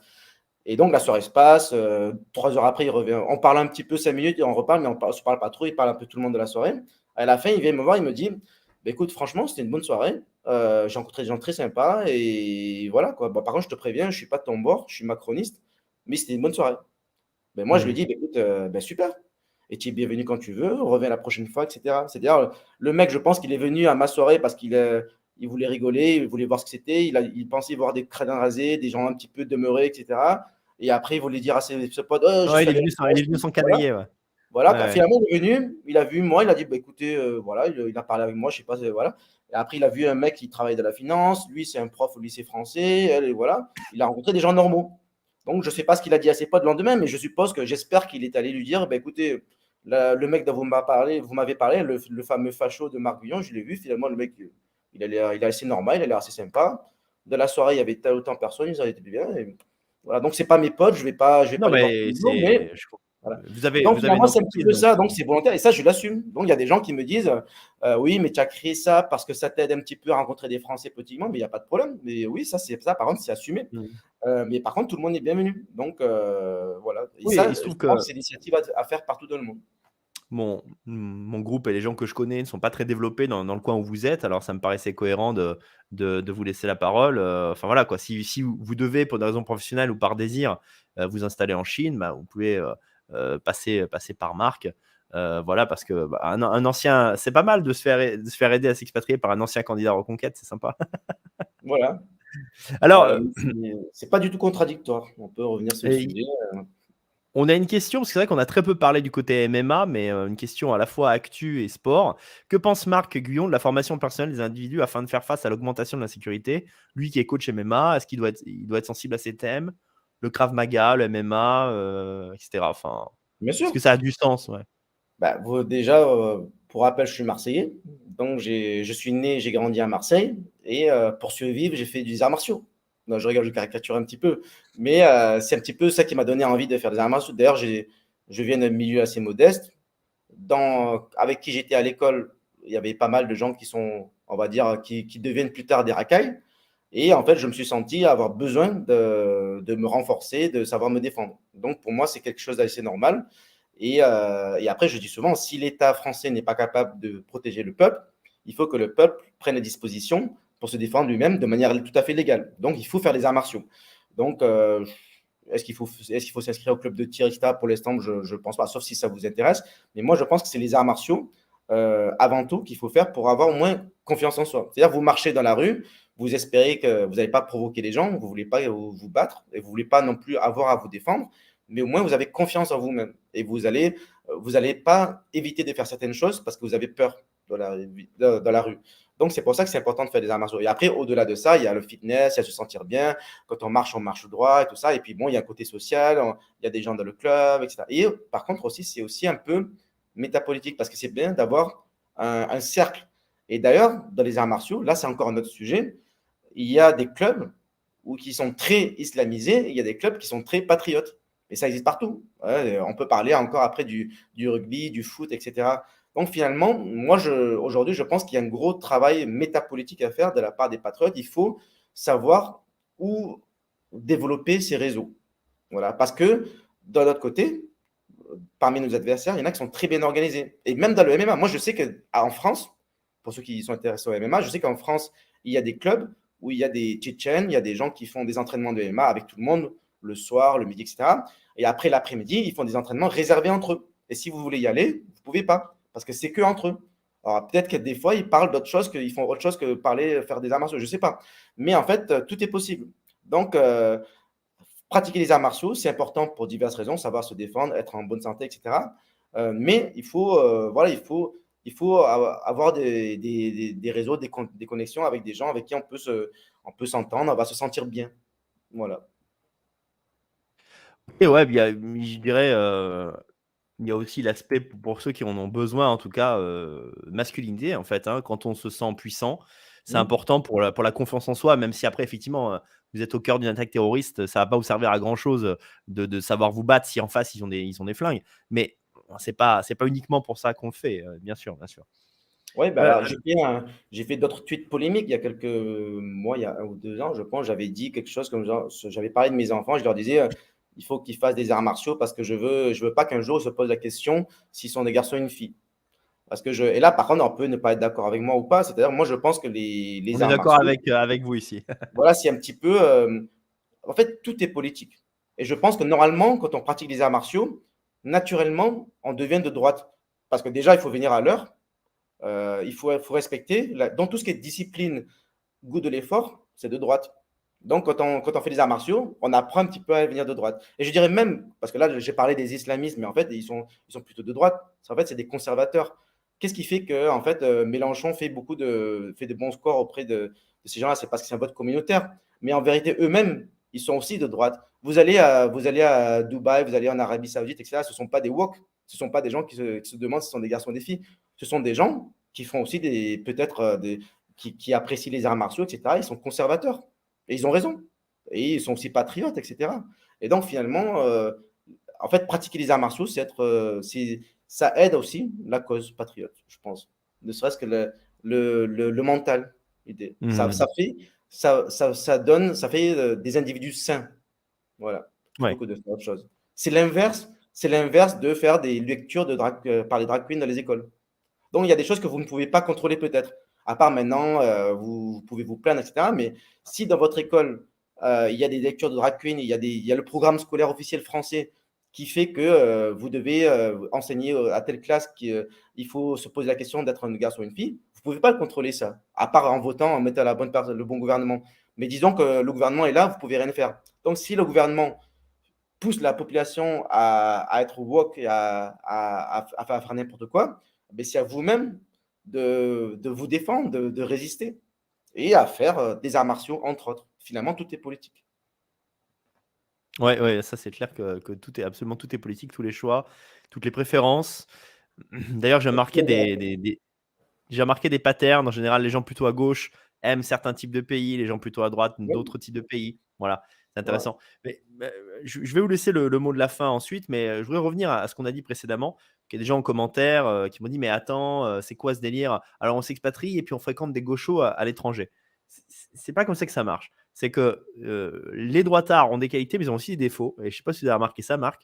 Et moi, un des défauts que j'ai remarqué des gens de droite, c'est l'auto-marginalisation. Par exemple, mettons, le mec va s'installer en Slovaquie et il va pas aller dans une soirée expat de français parce qu'il sait que la personne qui organise ça, en fait, est de gauche. Mais qu'est-ce que tu en sais que dans cette soirée, tu vas pas rencontrer des mecs qui pensent plutôt comme toi? Tout à fait. Qu'est-ce que tu en sais si le mec de gauche, tu vas pas t'entendre suffisamment avec lui pour qu'il te file un piston pour un boulot dont tu as besoin? Enfin, je veux dire, à un moment donné, on vit dans un monde qui est complexe. On ne peut pas se fermer complètement aux autres, évidemment, aux gens dangereux, aux gens qui nous ont fait du mal, c'est d'accord. Mais quand tu vis à l'étranger, tu as un réflexe de te rapprocher de francophones, même si les francophones ne sont pas forcément sur ta ligne politique, en tout cas dans un premier temps.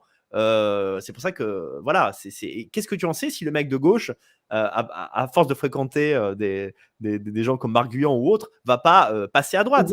Enfin, dire, bah voilà, non mais je veux dire, si on pense pas à ça, quelque part, c'est qu'on croit plus en la politique. Il y a des mouvements de la gauche vers la droite et parfois, malheureusement, de la droite vers la gauche. C'est la politique. Il faut se confronter aux autres aussi, hein. Oui, et puis même, je dirais qu'il faut être, il faut pas se contredire. Parce qu'en fait, souvent, moi, par exemple, je critique souvent des gens de gauche qui ne veulent pas venir à mes soirées à Hong Kong. Voilà, je fais une soirée vin et fromage. Et donc, il y a des gens qui ne viennent pas parce que oh, c'est organisé par Marc Guillon.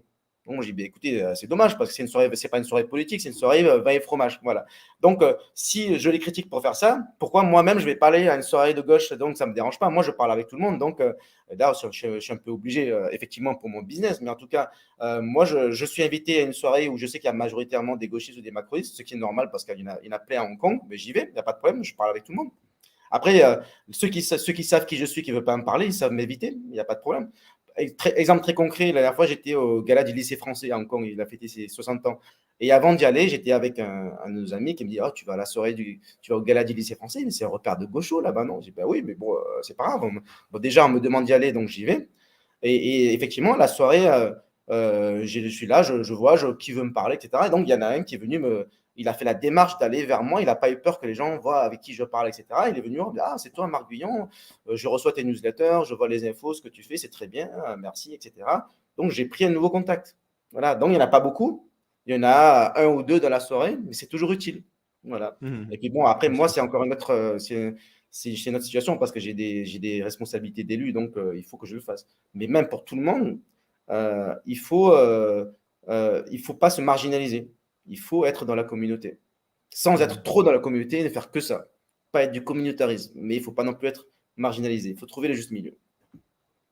Oui, mais d'ailleurs, on peut se communautariser avec des gens qui nous sont proches, qui nous ressemblent, tout en étant ouvert au pays. Enfin, vous l'avez dit plus tôt, mais quand on est à l'étranger, il faut un minimum connaître le fonctionnement du pays de l'étranger. Sinon, bah, vous ne serez pas heureux. En fait, vous ne saurez pas comment. Enfin, voilà, vous serez toujours assisté. Vous aurez besoin d'aide pour ouvrir un compte en banque. Vous aurez besoin d'aide pour tout. Et après, voilà, il n'y a rien de plus chiant. Au bout de 5-6 ans dans un pays, tu ne sais pas par toi-même aller dans un hôpital. Tu ne sais pas comment gérer le truc. Non, c'est fondamental de faire l'effort, de comprendre la culture. Enfin, ça paraît évident, hein, mais de comprendre la culture dans laquelle on s'installe. Voilà. Tout à fait. Alors, une dernière question avant de conclure. Très franchement, quand on n'a aucune base en chinois, est-ce qu'on peut parler chinois enfin, on peut parler chinois plus ou moins en combien de temps? Alors, très bonne question. Et en fait, il n'y a pas de réponse. Ça dépend totalement de vous et Ouais, de ce que vous avez à faire. Alors déjà, je vais parler de Hong Kong et de la Chine parce qu'en fait, c'est totalement différent. Enfin, totalement différent. C'est différent. À Hong Kong, tout le monde parle anglais. Donc moi-même, en fait, je ne parle pas chinois. Enfin, j'ai des bases, mais je ne parle pas couramment chinois parce que je n'en ai pas besoin, malheureusement. d'accord. À Hong Kong, tout le monde parle. Il y a des je parle tout le temps français ou anglais à Hong Kong, malheureusement.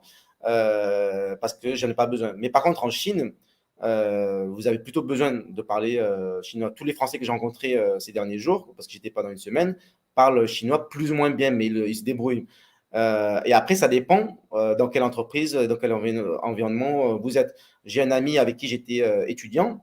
J'avais déjà de bonnes bases de chinois avant de partir, donc je l'ai aidé à apprendre les bases du mandarin. Il est arrivé, maintenant il habite près de Shanghai, je l'ai vu il n'y a pas longtemps. Et au bout de 6 mois, 1 an, il parlait couramment chinois. Donc maintenant, c'est assez drôle parce que lui, c'est un Français, alsacien, blond aux yeux bleus, on sort ensemble et en fait, les gens viennent me parler à moi parce qu'ils pensent qu'il parle pas chinois, mais en fait, lui, il parle parfaitement chinois, il lit, il écrit le chinois et moi non. Incroyable. Il y a des Et c'est talents tout à fait naturels, hein, possible. c'est incroyable. Voilà. Donc, mais après, il était obligé parce que il est dans un environnement, il a besoin dans son quartier, etc. Et puis, ça lui a plu. Voilà. Après, il y a des Français, bien entendu, ils y sont depuis 10-15 ans, ils ne parlent pas chinois. Mais en fait, tout est possible. En fait, c'est beaucoup plus simple qu'on ne le pense. Parce qu'il y a peu de grammaire, etc. Il y a peut-être les tons qui sont un peu compliqués. Mais tout est possible. Et d'ailleurs, si vous ne voulez pas apprendre le chinois, ben, vous pouvez aller à Hong Kong ou à Singapour. Ouais. Parce que tout à l'heure, vous avez dit que c'est plus difficile d'expatrier en Asie parce que ça parle peu anglais, mais en fait, c'est pas vrai. À Singapour, ça parle anglais, à Hong Kong, ça parle anglais, et la plupart beaucoup de pays, on peut s'en sortir avec l'anglais. D'ailleurs, c'est vrai que bon, pour les plus jeunes d'entre nous qui écoutent ça et qui ne connaissent pas forcément l'histoire des pays asiatiques, jusqu'en 1997, Hong Kong n'appartenait plus à la Chine. Ensuite, il y a eu la rétrocession. Donc, c'est peut-être aussi pour ça que l'anglais est aussi parlé à Hong Kong. Je ne sais pas si c'est un lien. Oui, tout à fait. C'est normal. C'est une langue officielle à Hong Kong. Donc, je dirais que c'est encore plus facile si vous maîtrisez l'anglais, ou en tout cas, vous vous débrouillez. Vous pouvez vivre à Hong Kong, à Singapour, où en fait, c'est une langue officielle. Vous louez un appartement, vous achetez quelque chose, tous les documents officiels sont en anglais. Donc, ça change complètement les choses par rapport à la Chine continentale. Voilà, c'est vrai que si vous lisez pas le chinois et que vous devez signer un contrat en chinois et que vous êtes obligé de signer, bon, là, vous avez un problème, c'est vrai. Mais à Hong Kong, à Singapour, d'autres pays où les documents officiels sont en anglais, ça change tout. Il y a même Ouais. Macao, c'est en portugais, si vous parlez portugais. Ah oui, Euh, c'est vrai. mais après, d'ailleurs, à mon avis, je pense que tout le monde devrait parler anglais. Là, c'est encore un autre sujet de discussion chez Ah oui, les. oui, non, non, mais tout à fait, tout à fait. Mais c'est Dans- important parce que j'ai pas. Ça me fait rire parce que là aussi, parmi les patriotes chez les Français étrangers, moi, par exemple, dans mes événements de CFI, je les rédige en anglais pour une raison très simple, c'est parce que je veux connecter des gens qui ne sont pas forcément francophones. Et je veux qu'ils deviennent francophones.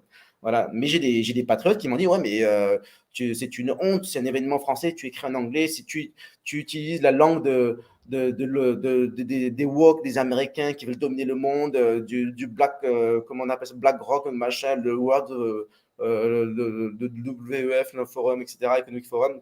En fait, c'est aussi une des faiblesses du camp patriote, c'est-à-dire on se dispute pour rien. Ouais, ouais. On peut se disputer pour le Covid, on peut se disputer pour la Russie et l'Ukraine, on peut se disputer pour le Hamas, pour la Palestine, Israël, et on peut se disputer pour des conneries comme pourquoi tu écris en anglais ton flyer. Voilà. C'est vrai que c'est typiquement français, ça. C'est dommage. Bah, peut-être pour toucher plus de monde, y compris des gens qui sont en train d'apprendre le français, mais qui ne le parlent pas encore.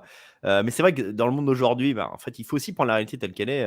All you need is English. C'est-à-dire, les gens qui disent comment je fais pour m'expatrier, bah, déjà, si tu parles très bien, voire couramment anglais, bah, déjà, tu as fait 90% du boulot. Parce qu'après, dans la plupart des pays, peut-être vraiment des pays qui sont très, très en retard, mais en fait, pour trouver un boulot ou pour se faire des amis ou pour se faire comprendre, tout simplement, bah, parler anglais va vous ouvrir des portes parce que les moins de 40 ans parlent anglais dans pratiquement tous les pays du monde.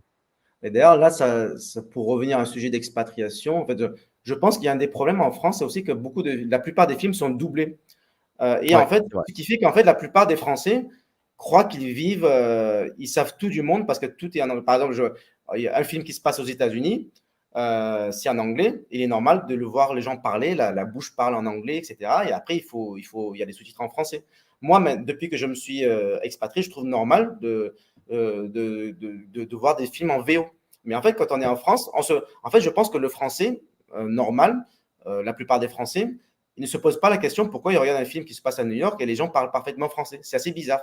Et là, là, par exemple, je regardais Napoléon il n'y a pas longtemps. C'est assez bizarre, par contre, de voir un Napoléon qui parle anglais. Voilà, mais là, c'est autre chose parce que c'est un film historique. Mais en fait, ce que je veux dire par là, c'est que beaucoup de Français croient que tout tourne autour de la France et qu'en fait, ils ont peu de conscience de ce qui se passe à l'étranger. Donc, c'est pour ça qu'il faut s'expatrier pour voir qu'en fait, il y a une autre vie en dehors de la France, il y a des pratiques différentes. Et après, bon, on voit les choses différemment en France et ça peut aider politiquement à se forger Ouais. une opinion. Parce que c'est Ça, c'est quelque difficile de se chose. former une opinion politique quand on n'a connu qu'un seul système.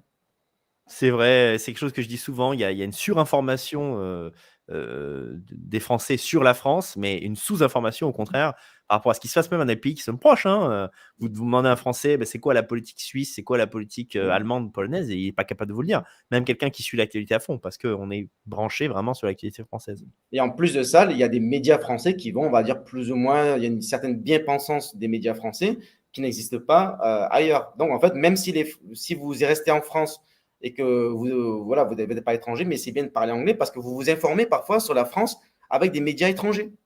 Donc, moi, je connais des Français qui sont expatriés, qui lisent quasi très peu les médias français. Ils regardent, ils lisent un média en anglais et après, ils voient ce qui se passe. Ça parle de la France. Et en fait, ils se sont tenus au courant de l'actualité française de manière impartiale. Voilà, c'est un point de vue. Hein, c'est pas, je ne dis pas que c'est forcément le cas, mais c'est une façon de voir les choses. Donc, on en sait plus sur soi-même en fonction de ce que les autres disent sur soi. Et c'est très vrai pour la France. Donc, et quand on voit malheureusement l'image de la France dans le monde aujourd'hui, à travers d'autres médias, c'est assez parlant. Et ça, justement, on ne va pas forcément en faire la promo en France, ce qui est un petit peu normal. On va dire, ouais, on est un peu patriote, on ne veut pas donner une mauvaise image, etc. Mais voilà, vous voyez comment les médias français, comment les médias étrangers ont traité les émeutes. Normalement, ça fait réfléchir. Bon, après, parfois, c'est un peu normal. Quand on voit en Chine un quart de touristes chinois qui se fait agresser par des racailles pendant les émeutes, c'est vrai que ça les touche plus, donc c'est un peu normal. Mais bon, ça permet de voir ce qui se passe. Et puis nous, en tant qu'expatriés, on nous pose des questions. Oui, alors Aujourd'hui, c'est ce que j'allais dire. Est-ce qu'on en parle de l'insécurité en France, à monsieur, Hong Kong? Est-ce qu'on vous pose des questions on là-dessus? a plein de gens, voilà, mais encore là, j'étais à Pékin à Shanghai, j'ai vu pour la première fois des gens avec qui je suis en contact depuis des années, depuis des mois et des années, depuis les élections présidentielles. Et en fait, on a parlé un peu plus. Et il m'a dit, voilà, mais les Chinois m'ont demandé, ah, mais toi, tu es français, mais qu'est-ce qui se passe dans ton pays? C'est quoi ce bordel? Voilà, donc en fait, ça fait un peu mal au cœur. Parce que les gens regardent l'actualité, ils ne comprennent pas pourquoi la France est ainsi. Normalement, la France, c'est le pays du romantisme. On va y aller, on va faire des photos de mariage, on va bien manger. Et Ah oui, voilà, de fond médo, hein. c'est ce qu'on voit dans les films, la France. Ben non, là, ils voient les actualités et ils se posent des questions. Et nous, en fait, on est un petit peu les ambassadeurs de la France dans le monde parce qu'ils vont nous poser des questions à nous. Ah, c'est toi, tu es français, alors qu'est-ce qui se passe dans ton pays? Explique-moi. Voilà, Ouais. donc, qu'est-ce qu'on va dire? Bon, Marc, c'était très intéressant. On a dit plein de choses. Au plaisir de vous recevoir Bon, à nouveau pour faire un point, peut-être dans quelques mois, ou parler d'autres sujets. Il y a bien plein de choses à dire. Donc, en description de la vidéo, vous trouverez 2 liens, eh bien, même 3. Là, je vais en rajouter un après l'émission, eh bien, vers les espaces de Marc Guyon, son compte Twitter, son compte Telegram. Il est assez actif sur Telegram, ce qui est plutôt rare. Et son site Club France International. Voilà, donc si vous avez besoin de plus d'informations, vous êtes tenté par une vie en Asie, vous devez aller habiter en Chine. Alors peut-être ce qu'on n'a pas dit, c'est, on va dire, le soutien, l'aide que vous apportez, ça correspond à quel pays? C'est uniquement Chine-Hong Kong ou ça déborde sur d'autres pays? ah, le but, c'est que ce soit partout, qu'on ait des groupes d'entraide partout dans le monde. Après, bien entendu, pour l'instant, c'est surtout en Asie parce que je suis implanté en Asie. La plupart de mes amis sont en Asie, mais j'ai des contacts à Londres, à New York, même en Afrique, voilà, des Français qui seraient prêts à aider, à s'implanter. D'accord. Voilà. Donc, il faut. Et donc, je lance un appel d'ailleurs, si vous êtes expatrié, que vous vous reconnaissez un petit peu dans ma démarche, contactez-moi. Bah, écoutez, bah, c'est super. Encore une fois, merci d'avoir accepté, mon invitation. Merci à vous. Mes chers abonnés à cette chaîne YouTube, ben, merci de votre fidélité. On se retrouve dimanche, pour un live, actualité, France, Europe, essentiellement. Et puis également, rapidement, je tiens à vous dire que vous avez un lien vers, ma boutique si vous souhaitez m'aider, aider mon travail d'éditeur. Mais je vous en parle précisément pourquoi? Parce qu'on est le 8 décembre. On va se le dire clairement, si vous voulez les livres sous votre sapin, vous avez 4-5 jours, voilà, pour le faire, parce que sinon, je ne peux pas vous garantir que vous aurez les livres avant le 24 décembre. Voilà, je tenais à le dire une fois, même si ce n'est pas le sujet du jour. Merci à tous, merci Marc, à très bientôt les amis. Ciao, ciao, salut. À bientôt. Bye bye.